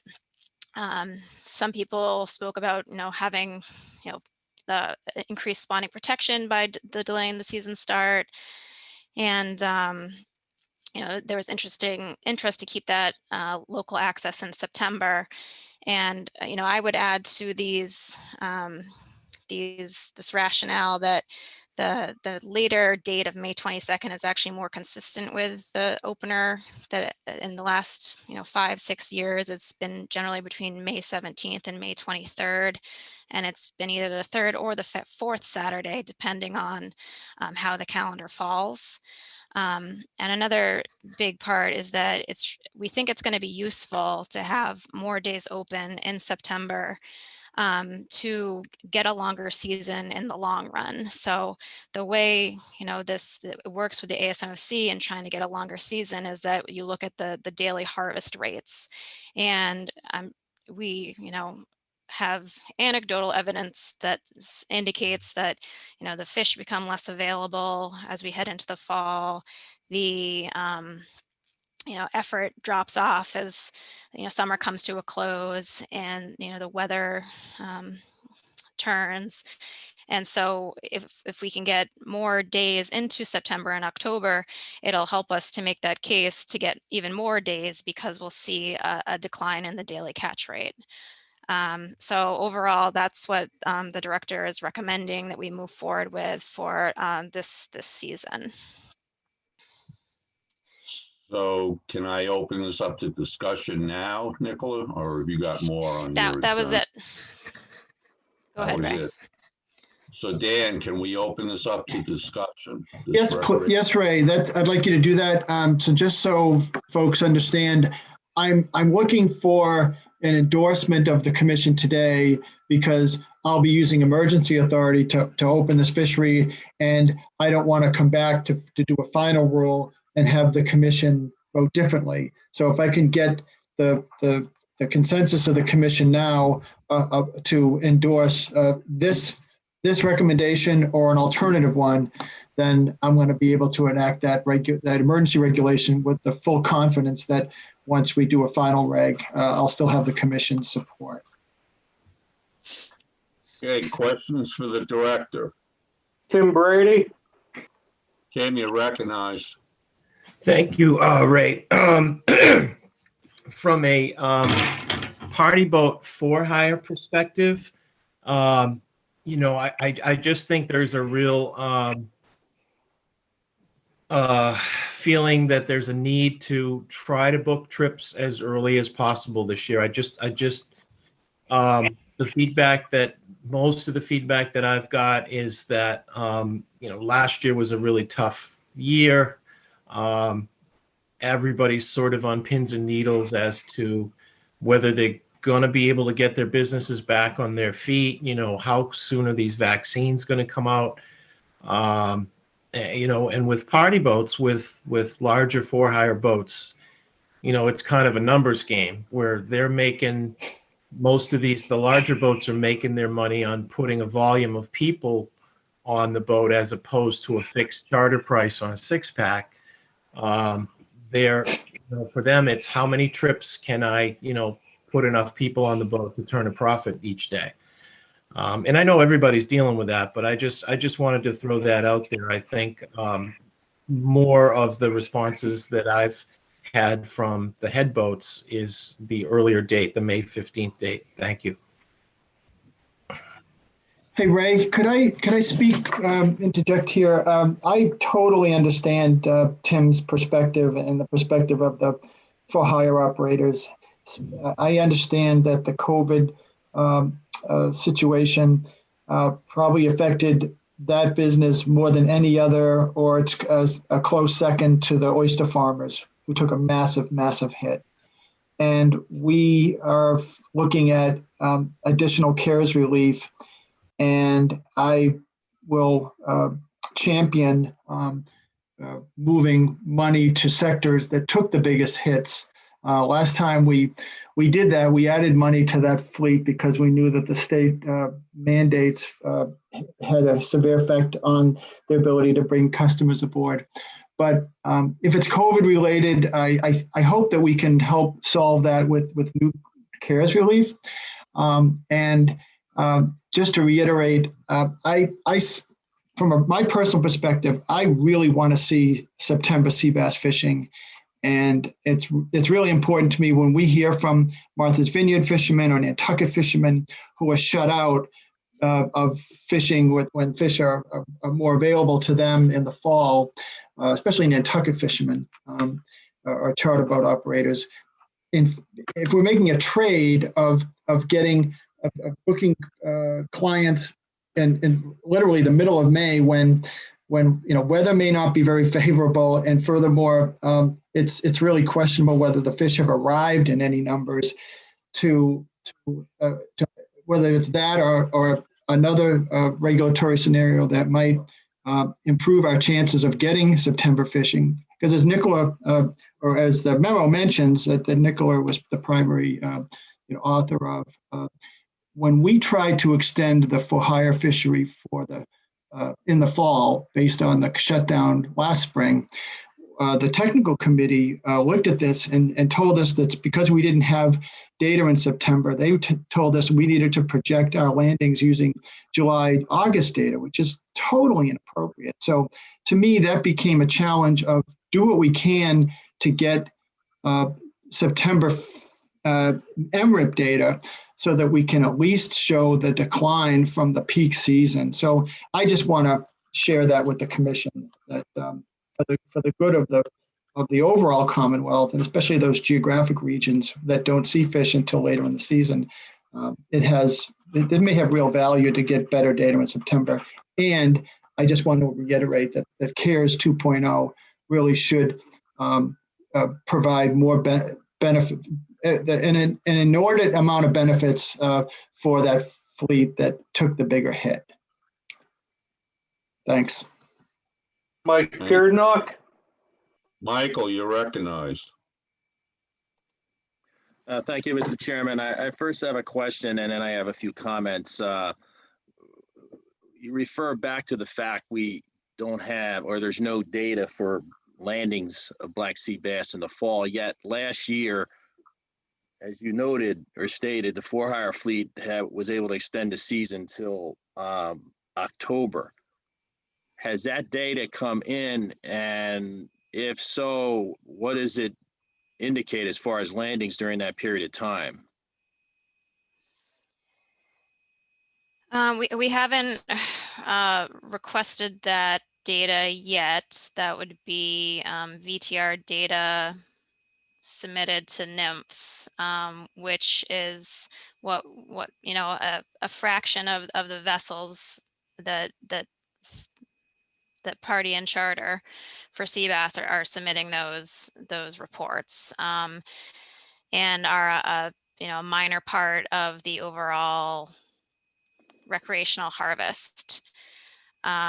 So we haven't looked at them yet, and it would probably only be a fraction of the harvest as well. And I just want to reiterate that season extension to October 9th only occurred last year because the for-hire fishery lost a week in the beginning of the season. So, if the status quo would mean starting on May 25th in order to go to October 9th, potentially for the for-hire fleet. But we didn't request that because the message was clear coming out of Asmc that only, minor season adjustments to, open up on a Saturday or open up on Memorial Day would be tolerated this year, when last year no changes at all were possible.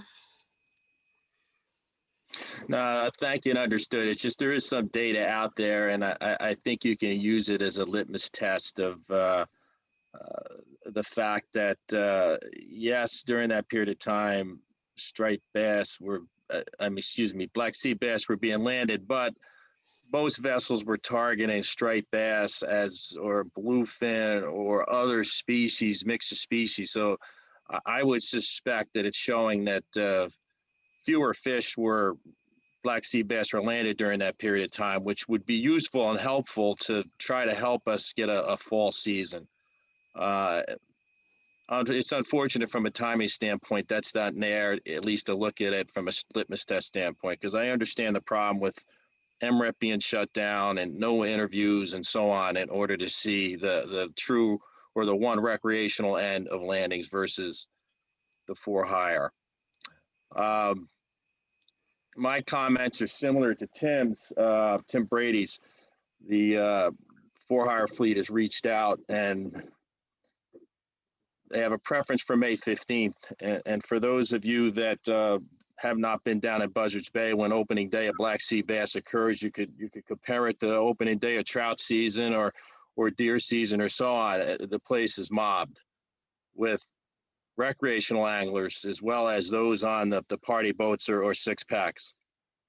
And by doing that the 15th, that will result in a significant amount of people going, as well as on the next weekend. So that's why they're looking at that as hopefully the opportunity to get that additional day in to help generate revenue that was lost last year. Because they're not going to see that towards the end of the season with the same amount of opening day type of circus atmosphere per se. One thing to keep in mind is that that opening day of the 5th, let's say it's the 15th, you have the recreational community, you have the for-hire community, you have the marinas, the tackle shops, the bakeries, the coffee shops, the restaurants, and the hotels. They're packed as a result of that day and the economic stimulus that has on that community, as well as everybody, is significant. So I just hope that is being considered here as a result of these tough COVID times that we have, and how that can benefit the whole blue economy by having that open the 15th. So my recommendation would be the 15th, and I would hope that we would be able to look at the data that was generated last year to get an indication of where things landed as far as Black sea bass landings, consistent with what we've heard or observed on the water. I don't expect that to be that significant in our waters. In addition to the problems we all have in that time of year with weather. So with that, I would be recommending May 15th as an opening date. Thank you. Thank you, Michael. Hey, Ray, can I ask Nicola to respond to an issue that Mike brought up? Yes. And that is, hey, Nick, do you have any comments on whether the for-hire fleet's ability to go sea bassing during that extra month, how that data could or couldn't be used to describe the sector, the whole recreational sector as a whole? The fact that the vast majority of our recreational fishing is not done by for-hire, does that, I mean, we were glad we could throw the benefit to the for-hire gang for September and early October, but what is going to be our ability to use that data from that subsector to describe the likely catch rates of the whole sector? I think that's what Mike's getting at, right? Can we look at the for-hires catch rates and to sort of describe the whole, or what it would have been if they had the entire fishery open? I mean, I think it could be some data that would be good to add to the arsenal of what we plan to use to try to get a longer season moving forward, when we're allowed to do something other than status quo, and the interstate negotiations about who gets to change their regulations begins. I don't think it's really relevant to the options before us today, however. Right. Understood. Okay. Can I comment? Just quick comment. Yes. Mr. Chairman. Yes. Thank you, Mr. Chairman. I mean, in the fall, whether you're recreational or for hire, you're typically out there in our waters and here in our fishery here in Massachusetts. You're going after striped bass, bonita, false albacore, bluefish, tog. You're more often than not targeting those species, and you'll catch the Black sea bass more as bycatch. And if you're in Buzzards Bay or Vineyard Sound, there's smaller ones. You're going to have to go out to deeper water to get the bigger Black sea bass. Now, it's a little different out in Nantucket and those areas. They got to go a little bit distance too into deeper water to catch the big ones. But it's changed that typically you're not targeting it. You're getting it more as a bycatch. So that's where it's different in May where you're targeting black sea bass. And that is more the predominant fish being landed at that time of year versus later in the year. So it's the only point I would like to make, that I think that you could get some good information from the for-hire landings during the fall. My understanding is too, that up and down the coast with, for instance, cod, haddock, and other species, that the effort was down 40 to 50%, or the effort was only 40 to 50% for the for-hire fleet. And I know that's not the same for the recreational anglers, but in this case, it's different what you're targeting, what time of year. So thank you. Thank you, Michael. More comments, more discussion? Lieutenant Bass? Lieutenant Bass, you're recognized. Thank you, Mr. Chairman. Yeah, for what it's worth, I think law enforcement would be in favor of that option B for the longer season. It does encompass both holiday weekends, and we do have those opportunistic fishermen that are out there that are going to catch and kill anything they catch. And if we do have that longer season, especially I think the boating season's a little more robust toward September than it is in May. That it's one less thing they could be doing wrong. But primarily encompassing both those holiday weekends would make our life easier.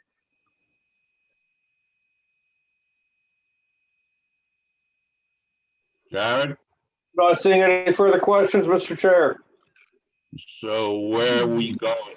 Yeah, so Ray, I guess just my final comments, and ask if there's, I guess, to take a vote, but in light of the fact that the comment period was predominantly in favor of the longer season, and our preference for that to increase our chances of getting fall fishing in the future, and a pledge from me that I really think the for-hire sector and CARES 2.0, should be first in line for some of these resources, consistent with the losses. I'd really like the commission to consider supporting this option B. It does encompass both holiday weekends, which I think is really important. I understand the concerns of the charter boat captains and party boat captains, though. So why don't we ask the commission for a vote on whether to approve option B, and then I'll make an alternative recommendation if I don't have it. Well, I think we're best by doing a roll call vote on this. You know, people usually have issues with raising and lowering their hands, unless you want to do a raise your hand vote. What do you want to do? I can proceed with roll call, Mr. Chair. Okay, and you Bill Doyle. I support it. Bill Amaru. Thought this was going to be an easy one. I was in favor of supporting the director's choice, but after hearing the argument, it's, man. But I did hear the director say that he would offer a, did I understand that correct, Dan? Yeah, I don't mean to imply there's a deal here. I'm just saying that if it's a COVID related issue, we do have resources coming for COVID 2.0. And my impression is that for hire and oyster farmers were the most severely hit, and we're certainly not going to give that sector less funds than we did in the past. And I think we should gauge losses. Obviously, it's a different group that discusses that, but I just want to reveal, my approach going into those meetings, when we reconvene those working groups. I vote in favor. Khalil Bogdan. Thank you. Understanding the rationale put forth by Tim and Mike for the for-hire fleet, this is a tricky one for me, but I'm going to support option A, May 15th. Lou Williams. Yeah, I think I'm just gonna go along with Khalil. I was listening to Mike and Jim, and I think it's a combination of if it's better for the hire overall, and the recreational has that time to go too. So I think I'm gonna go with option A. Mike Peardnock. Thank you. Option A, May 15th. Thank you. Sookie Sawyer, Option B. Shelley Edmondson, Option B. Tim Brady, Option A, May 15th. Mr. Chair, it's a 4-4 tie. Vote goes to you. Well, I was thinking more status quo because for how many years have we been dealing with Asmfc on black sea bass? And we had at least status quo. The people can get out there in the middle of the week. So I'm going to have a tough time breaking this vote, Jared, because I was really thinking status quo. Well, Ray, could I recommend, if you wanted to abstain, then I'll bring back a recommendation for status quo, because what I had asked for was actually whether the commission would vote up or down on my recommendation as option B. So why don't I if you want to abstain, why don't I bring back status quo as a second option? Yeah, I'd like to abstain because I've been watching this act with Asmfc for years, and to try to get a fall fishery up here. I know Nicola, it seems like she's magical at times, but the arguments heard or the discussion heard today, I would favor the May 15th. But if that's not going to be a solid recommendation from the director and the staff, I would like to abstain. All right. So Ray, I'd like the commission to consider voting on a recommendation for status quo, which would result in a May 18th to September 8th season. This means we wouldn't have to undergo any rulemaking at all. We'd be able to announce that, instantly to the recreational fishery. And also, Dan, on status quo, they get both weekends. They'll get Memorial Day weekend and Labor Day weekend. That's right. That's right, Nicola, right? Mike Piernock has a comment. Michael, you're recognized. Thank you, Mr. Chairman. I know that with those inquiries about booking trips, the fleet is set at a minimum status quo to the clientele. That's where it would be difficult if May 15th didn't happen, they would fall back to that May 18th date as much as, they'd like it to start on a weekend or have it on May 15th. I think if there's no other alternative, May 18th would be the way to go. And if we're deadlocked and I see no other choice, I would go with May 18th. I know there are those out there that are not going to be happy with that, but there seem to be more of those that contacted me that would support May 18th. Thank you, Michael. Comments? Not seeing any further comments. Would you want to proceed to a roll call vote? Please, Jared. Oh, Mike, do you have another comment? Okay, never mind. Proceed to a roll call vote. Bill Amaru. Yeah, I'm in favor of that. Bill Doyle. I favor that. Khalil Bogdan. Yes. Lou Williams. Yes. Mike Piernock. Yes. Sookie Sawyer. Yes. Shelley Edmondson. Yes. Tim Brady. Yes.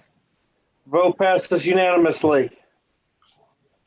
Thank you. Thank you, Commission. You've just saved Jared Silver about 3 days worth of work as well. I do appreciate that.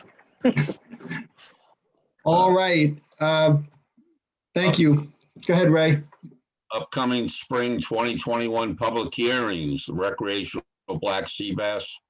Yeah, so Jared's going to give a presentation on this. We just wanted to remind you of what items are on the agenda for the upcoming hearings. The first is a suite of recreational measures, and the second, weeks later, will be commercial. So Jared, why don't you take it away? Sure thing. So with that last vote, we won't be having a recreational black sea bass public hearing because we'll be moving to status quo regulations, which doesn't require any rule changes occur. So first up, we'll have two sets of public hearings this spring. The first on recreational fishing issues. This will be to adjust the striped bass circle hook rules consistent with recent Asmfc decisions that Nicola described a bit earlier, to adopt Gulf of Maine and cod and haddock limits consistent with recently approved measures by the council, which would be the April and September open seasons for cod with one fish bag limit, 21-inch minimum size, and the extended for-hire bonus season of September 8th through October 7th for cod, and the April 1 through the end of February open season for haddock with a 15 fish bag limit and 17-inch minimum size. And lastly, the proposal to prohibit the use of traps for the taking of blue crabs to address the incidental catch of protected diamondback turtles, or diamondback terrapin turtles. Public comment for this is ongoing. It will conclude on March 5th. We will be having a public hearing on March 2nd. That says 5 p.m., but it should read 6 p.m. That's a typo, via Zoom. The commission will then vote on these recommendations at their March 18th business meeting for final rules to be effective for April 2021. The next is commercial fishing issues. These will be going out to public hearing about a month later. This is your commercial striped bass fishery changes, which we discussed last month. We'd consider opening the fishery earlier with a preference for moving that start date from June 23rd to June 15th, adopting a November 15th seasonal closure if the quota is not taken, and moving the open fishing days from 4 days to start the season Monday through Friday, then to 5 on September 15th, and then to 7 on October 1st. Adjusted the open entry Menhaden, open entry small scale and ESSA Menhaden fishery rules. This will be adopting a 300 by 30 foot maximum purse seine limit for the 6,000 pound fishery, requiring storage of Menhaden in totes and barrels for that fishery, and establishing a volumetric equivalency so that those limits can easily be enforced. And as a requirement of the FMP, establishing daily reporting for the ESSA fishery. There's a commercial black sea bass pot rule, which is to adopt a 3-inch by 6-inch minimum ghost panel size rule. We were found this deficiency was found in our regulations during a annual compliance review by the Asmfc. It's a requirement of the plan. I think we have been historically deficient here, but I don't expect this will have any impacts because most either doors or sides are rigged as a ghost panel. And lastly, we're going to amend the historic bluefin tuna purse seine regulations and rescind the management regulations as we no longer permit this activity. This has been a limited entry, non-transferable permit for about 40 years, and the last one has been retired out of the fishery, so this activity is no longer permitted. The tentative schedule for these is public comment period to be announced in early March, which will run through early April, a public hearing in late March or early April via Zoom, a MFAC vote at the April 15th business meeting, and final rules to be effective on June 1. I'll take any questions. Not seeing any questions, Mr. Chair. Oh, Mike. Michael, you're right. Thank you, Mr. Chairman. If you could go back to the cod haddock measure.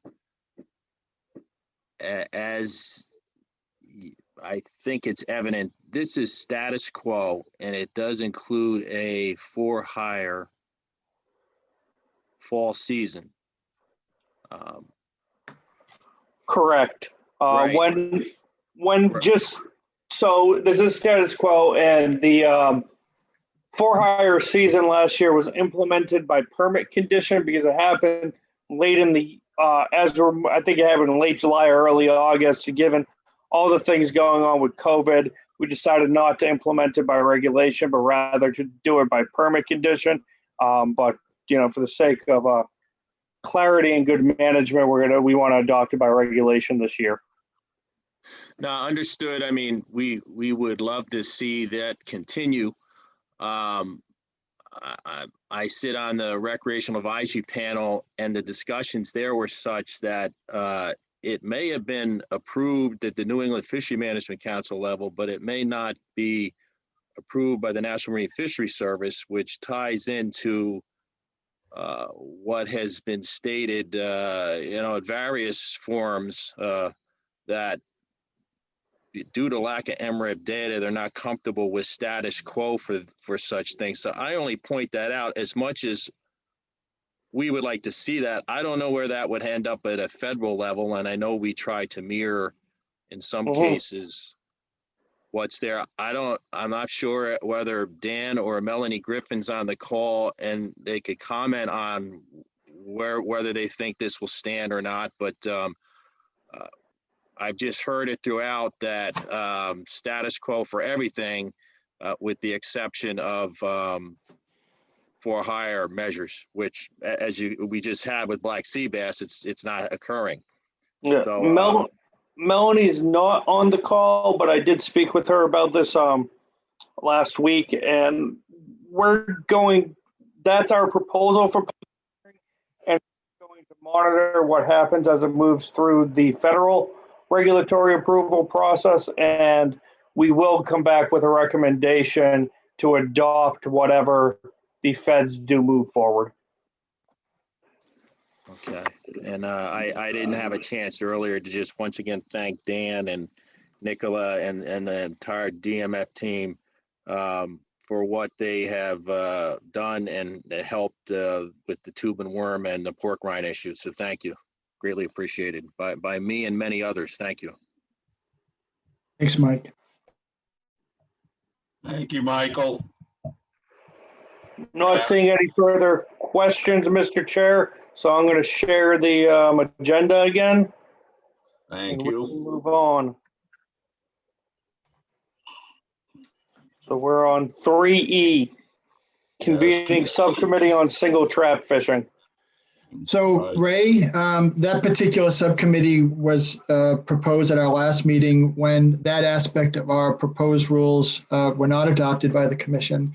We haven't convened our first meeting yet, but we will in the weeks ahead because we're busy working on the incidental take permit application. We're doing a lot of really interesting analyses of data that I think are valuable to be able to share with the commission relative to the purpose of constraining the fishing of single traps. So I would ask the commission for a few more weeks before we convene that first meeting as we put together really important data. Thank you, Dan. And then the next. Does anybody comment? There's a number of commission members who are on this subcommittee. Does anybody want to comment on this? I'm not seeing any hands raised, Mr. Chair. Thank you, Jared. Okay, the next item is outreach on the gear modification grant programs. And I opened up the meeting this morning talking about that's one of our biggest challenges right now. And even Suki mentioned the need for us to get out ahead of some of the misinformation, but also to educate folks on how to comply with these rules. I believe, Bob, are you on the call? Bob Glenn? Yes, Dan, here. Yeah, and so why don't you talk about that? And also Julia, I think, was going to have a chance to show our new website to deal with this issue. So why don't you go ahead, Bob? Sure, thanks, Dan. So just to give an update on what we've been doing to help with the transition for these rules, we've primarily been focused on the immediate need, which is trying to help the industry prepare for transitioning to the 1,700 pound rope and or contrivance rule that's in place. We've recently hired a new staff member, Justin Wilson, specifically to assist with this process. Justin has been working with fishermen, and we've been getting a bunch of different ideas from throughout the state, various ports, about different contrivances that they would like to test. A lot of this is, a lot of fishermen are coming up with similar ideas, and we've come up with a list of about 6 options, plus the additional 2 that are already approved, that we're putting together this week and will be shipped to Maine DMR, to the rope breaking machine this week to be tested. We attended a call with all the other states and National Marine Fisheries Service to determine what the process was to get approval from NIMS for any one of the contrivance.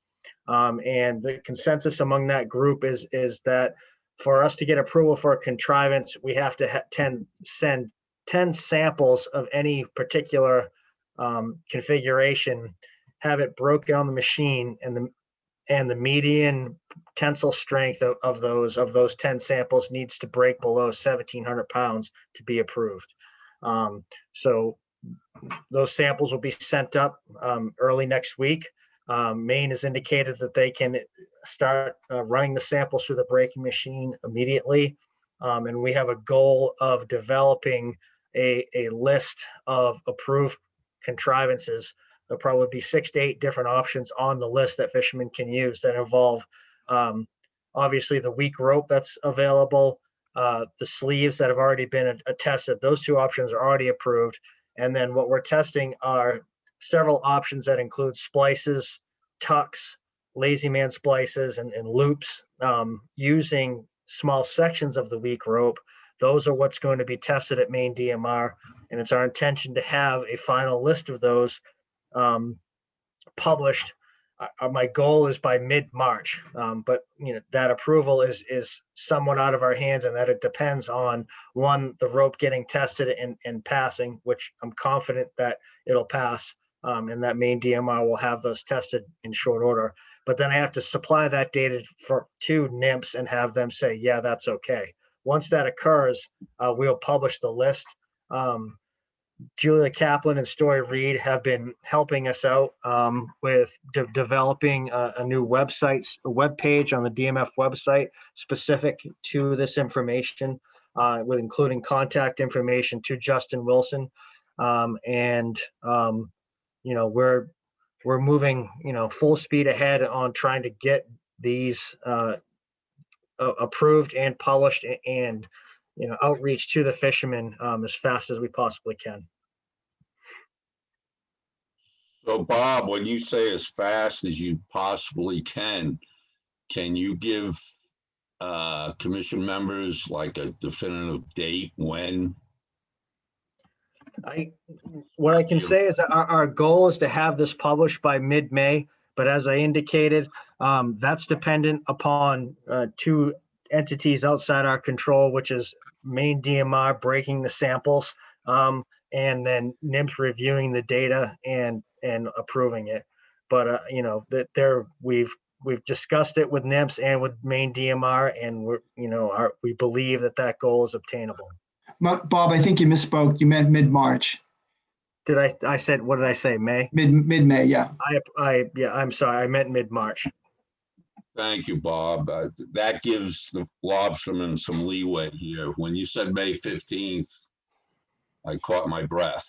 Yeah, no, my apologies. I misspoke. Bob, do you want to speak about the distribution program for rope and sleeves that we're working on? Oh, yeah. Thanks for reminding me, Dan. So through 2 different funding sources, first, we got a grant through Asmfc to purchase weak rope and or sleeves to distribute to the industry at no cost. And then through additional funding approved by the governor, we just received approval to spend an additional $200,000. So to date, we have 450 coils of rope and 7,000 sleeves in hand that Justin Wilson will be he's working with industry members from throughout the state to arrange dates where we will deliver that gear and allow fishermen to pick up coils of rope and sleeves. just yesterday, I ordered an additional 1,000 coils of rope that'll be here in 4 weeks that will also be distributed. And then we're waiting for the rope manufacturer to work out some small bugs and an additional prototype of what's called the candy cane rope. They're using a binding agent now to try to make it last more and be more workable for fishermen. Once that sample is out, we're going to check it out. And if that looks promising, which I think it will, we will going to purchase 1,000 coils of that rope as well and distribute it to the industry. Now, this won't cover the entire need if folks wanted to fish entirely weak rope, but if they just want to use small insertions in their buoy lines of this rope to achieve it, it should cover the need. We should be able to give every fisherman between 2 and 3 coils of rope. And we also, as I said, have over 7,000 sleeves. So depending how many fishermen want them, we can give every fisherman probably anywhere from 20 to 50 sleeves. Thank you, Bob. Suki, have you any questions? Yes, I do, Ray. Thanks. Just as importantly, we need to get the information out about the marking requirements to Dan and Bob, especially the streamer. I'm not sure if people are realizing there's a streamer part of this whole earmarking thing. So again, this information, I mean, I guess you could probably get that out now. I'm not sure if that has to be approved by the feds or not, but the gear marking requirements too need to be put out to the public so they know what they are, because again, all kinds of dock talk speculations that a lot of it's wrong. So need to get ahead of this also. Thanks. Yeah, thanks, Suki. No, agree 100%. I've been in discussions with Dan and with Jared Silver about for us to get the gear marking in place, we will need to do an additional round of rulemaking, and that rulemaking needs to be on the books by this summer relative to our incidental take permit application, but it doesn't need to be implemented until 2022. With the final gear marking rules. So our plan is to work with the industry to come up with exactly how to achieve that gear marking, and then propose a rule to the commission in the coming months. Okay, that sounds real good. Then it's not even going to be necessary when everybody starts in May. Okay, Bob, thanks for that. Yep. Yeah, and if I could just add one thought to Bob's description of this gear marking. Bob has been working on comments on this biological opinion back to NIMS, and what that entails is digesting NIMS's projections and conclusions about the state of affairs in the lobster fishery. And the way they portray it, it looks pretty dire in terms of their projected future needs to get more and more conservation. But what is in the rule is a gear marking scheme that is going to have each fisherman marking their gear relative to their state of origin, and having a secondary mark if the gear has been set in the federal zone.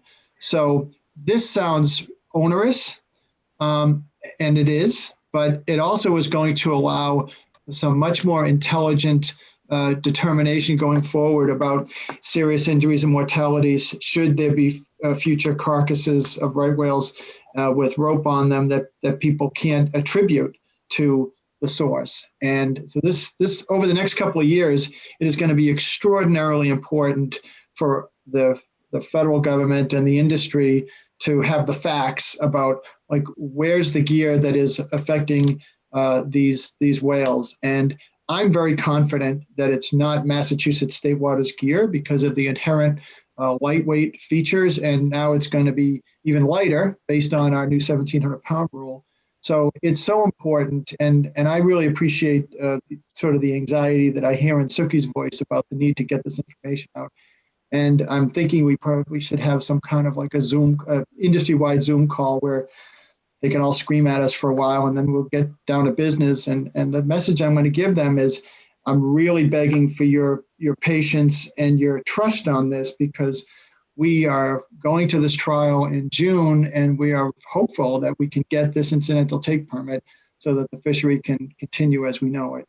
And so it's very, very important in this next round of rulemaking that we get this marking stuff done, and that marking actually reveals sort of the things that up till now have been difficult to ascertain relative to the origin of the gear.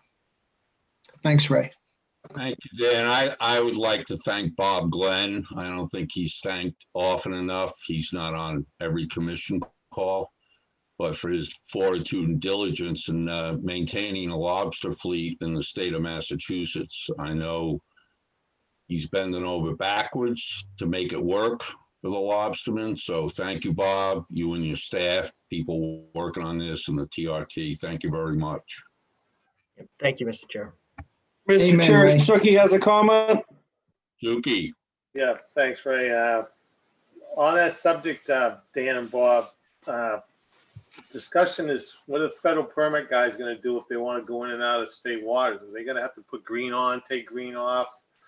You know, they're going to be restricted by the strictest rules, being Massachusetts with a 3/8 buoy line and federal waters type of thing. And we know there's going to be different weak contrivance schemes in federal waters. So there's a whole area there for guys that, you know, go between federal and state waters that needs to be addressed. Same thing, you know, it's a lot of dock talk out there, and I'm not sure. This is the greatest area to me. I don't know what to tell people about what they're going to be able to do and not do going between federal and state waters. So thank you. Yes, Suki, this is Bob. Yeah, my anticipation is that, like other rules that regulate the lobster fishery, dual permit holders are likely going to have to comply with the most restrictive rule. And so in that option, if you're a dual permit holder, your gear would have to be marked with both the state colors, which are red, and then an additional green federal mark according to the NIMS rules. Similarly, well, it's a good question. I'm not sure what NIMS's interpretation is, but I would believe that the most restrictive would also apply to the contrivances in the weak rope. Okay, well, it's a topic for further discussion, but that's out there. Thanks. Thank you, Suki. Thank you, Bob. Any other comments? Not seeing any further questions or comments.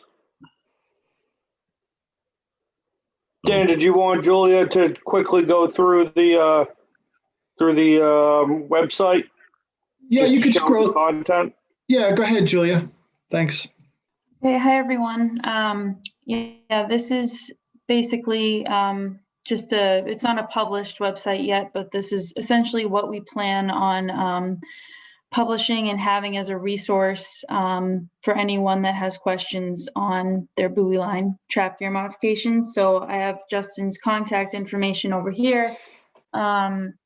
The new requirements for commercial buoy line trap gear modifications, and a link directly to the full advisory that also has the commercial fixed gear closures. This additional resource here is a video that demonstrates how you insert the cell shore sleeve, courtesy of NOAA. And then this list we plan on building out. So as more contrivances become approved, we'll build this list out, and the goal is to have a list of vendors essentially who would sell these contrivances and where lobstermen can get them. And then I added in the recreational buoy line trap gear modifications as well, just to have them listed here. So it's not much, but over time it will be built out to be a really good resource. Thanks, Julia. Yeah. Thank you, Julia.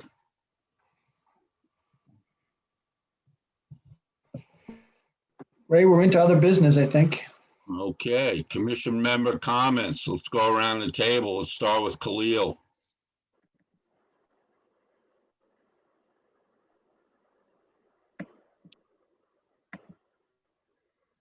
Are you on mute? I'm all set, Mr. Chairman. I couldn't, little technical difficulty. Thank you, Mr. Chairman, and I have really no further additional comments, but once again, I'd like to thank you for a well-run and informative meeting. It really is refreshing to be able to be a part of a group like this, where you can discuss things collegially and not necessarily always agree with each other.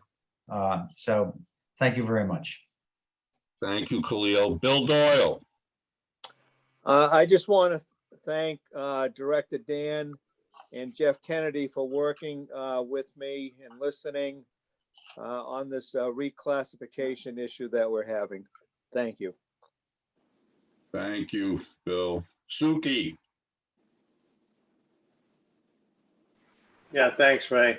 I'd just like to let the commission know and the public know what kind of sacrifices the Massachusetts lobster industry, again, is going to take to deal with this right whale issue. We're always in the forefront, and we're always doing more than everybody else seems to have to do. So I just want everybody to be aware of that. Thank you. Thank you, Suki. Lou Williams. Yeah, I just wanted to bring up something I talked to Dan about. I got some calls this past year from some of the guys who were ground fishing, and one of the things guys had asked about is possibly having the yellowtail increased a little bit. As you can see, last year there was only half the quota was filled, and we do everything we can for the say the fluke fishery down in Nantucket Sound. Down there, we do everything we can to reach the what's obtainable, and I didn't know if that's something we could put out for a comment or anything to in a few maybe next month's meeting to see if we could increase that. And that was the only species they were talking about because they're seeing an increase in that. So, and other than that, that's about it. And I think Suki made a good point too on the marking the lobster gear. If you want to know where the gear comes from, if you've got that's going to be kind of tough with if you fish state and federal. If you got both markings on it, let's say you do get one of those markings, or you won't know where it came from, So there's definitely some stuff we got to do with that. So that's about it. Thanks. Thank you, Lou. Bill Amaru. Thank you, Ray. Yeah, it's been 1 year since I've been on this commission, and it's amazing experience for such a short time, the number and variety of things we've covered. My comment would be, much like what Suki said, I'm concerned over the idea that if, God forbid, the population of right whales continues to decline, that the lobster industry, an industry that has not been responsible for the major portion of the decline that we're somehow being attributed to, is continued to be pushed further and further into a corner that prevents them from making a viable living.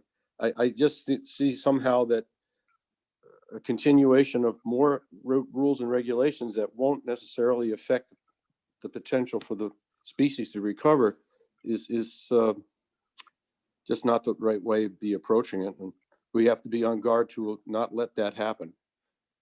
And that'll be down the road, but I fear the result of it if we continue to have to squash this fishery, which has been so well managed and so productive for so many men and women. And I want to say that also that Bob Glenn has been really, really good on the front with the individual fishermen. I hear more comments from guys that I speak to down here about the ease of that communication with the division and the people that are working with them.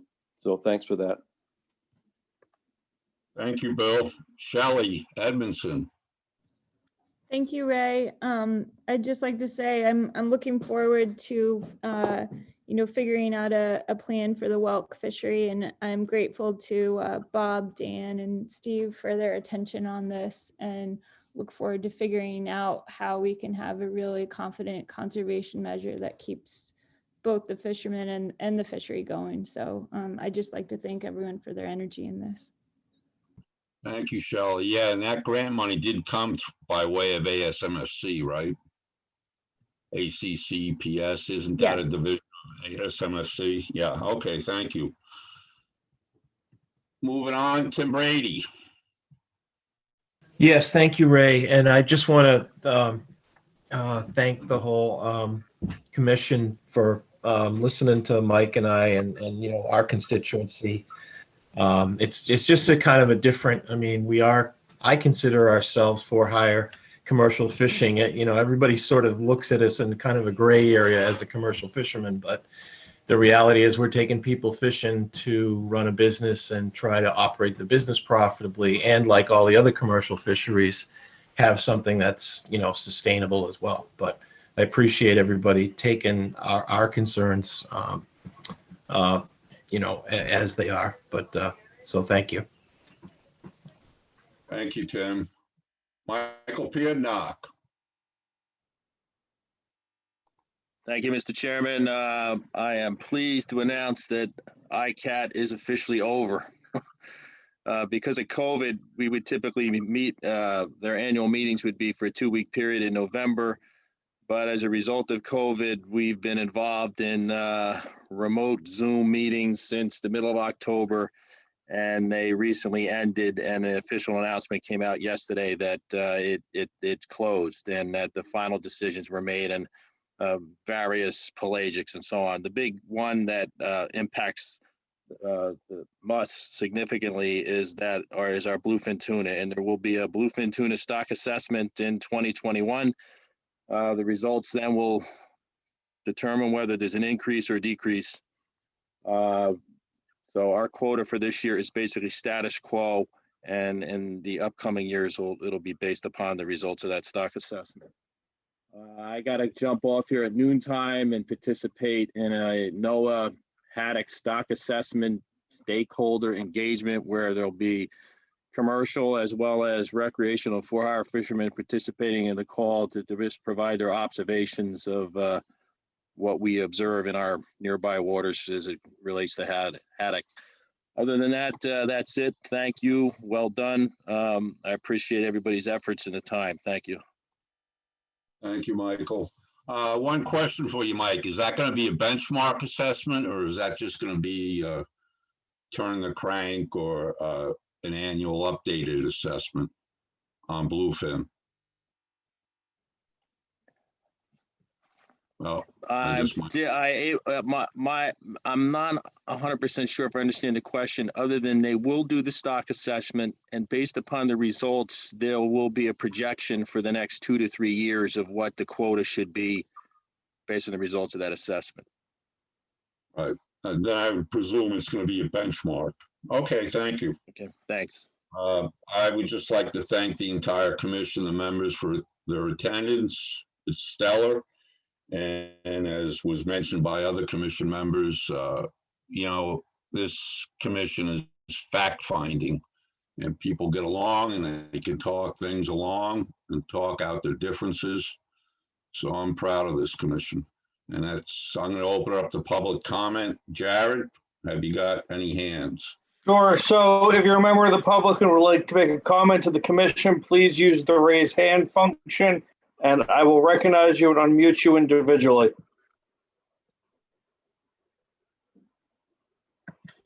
Emerson Hasbrook. Emerson, you're recognized. Yes, thank you, Mr. Chairman. Been attending these past few meetings with interest, trying to get myself up to speed here on Massachusetts fisheries issues on an eventual transition for me to Massachusetts. But anyhow, Ray, I want to congratulate you on a good job running these commission meetings. Good job there. And I just wanted to commend Dan McKiernan and Bob Glenn and their staff on what they're trying to do with lobster pot gear and right whales. I mean, Dan and the division find themselves in a real difficult situation. They're doing their best to try to satisfy the court while at the same time keep the fishery viable and profitable. And then also, I wanted to follow up with something you said earlier, Ray. I also want to thank Nicola for her efforts at Asmfc to try to move more sea bass quota into the northern region. But as she said, the votes weren't there. The votes were against the northern region to move even more quota to the north. So thank you for the time to comment, Mr. Chairman. Thank you, Emerson. Any other hands? Jared? I'm not seeing any other hands raised, Mr. Chair, so we can proceed to a motion to adjourn. Motion to adjourn, please. Tim Brady, motion to adjourn. Seconded by, I'll second it, Suki. thank you, Suki. All those I'm in not favor? seeing any objections. Thank you. Meeting is adjourned. Meeting is adjourned. Thank you, everyone. Have a good day.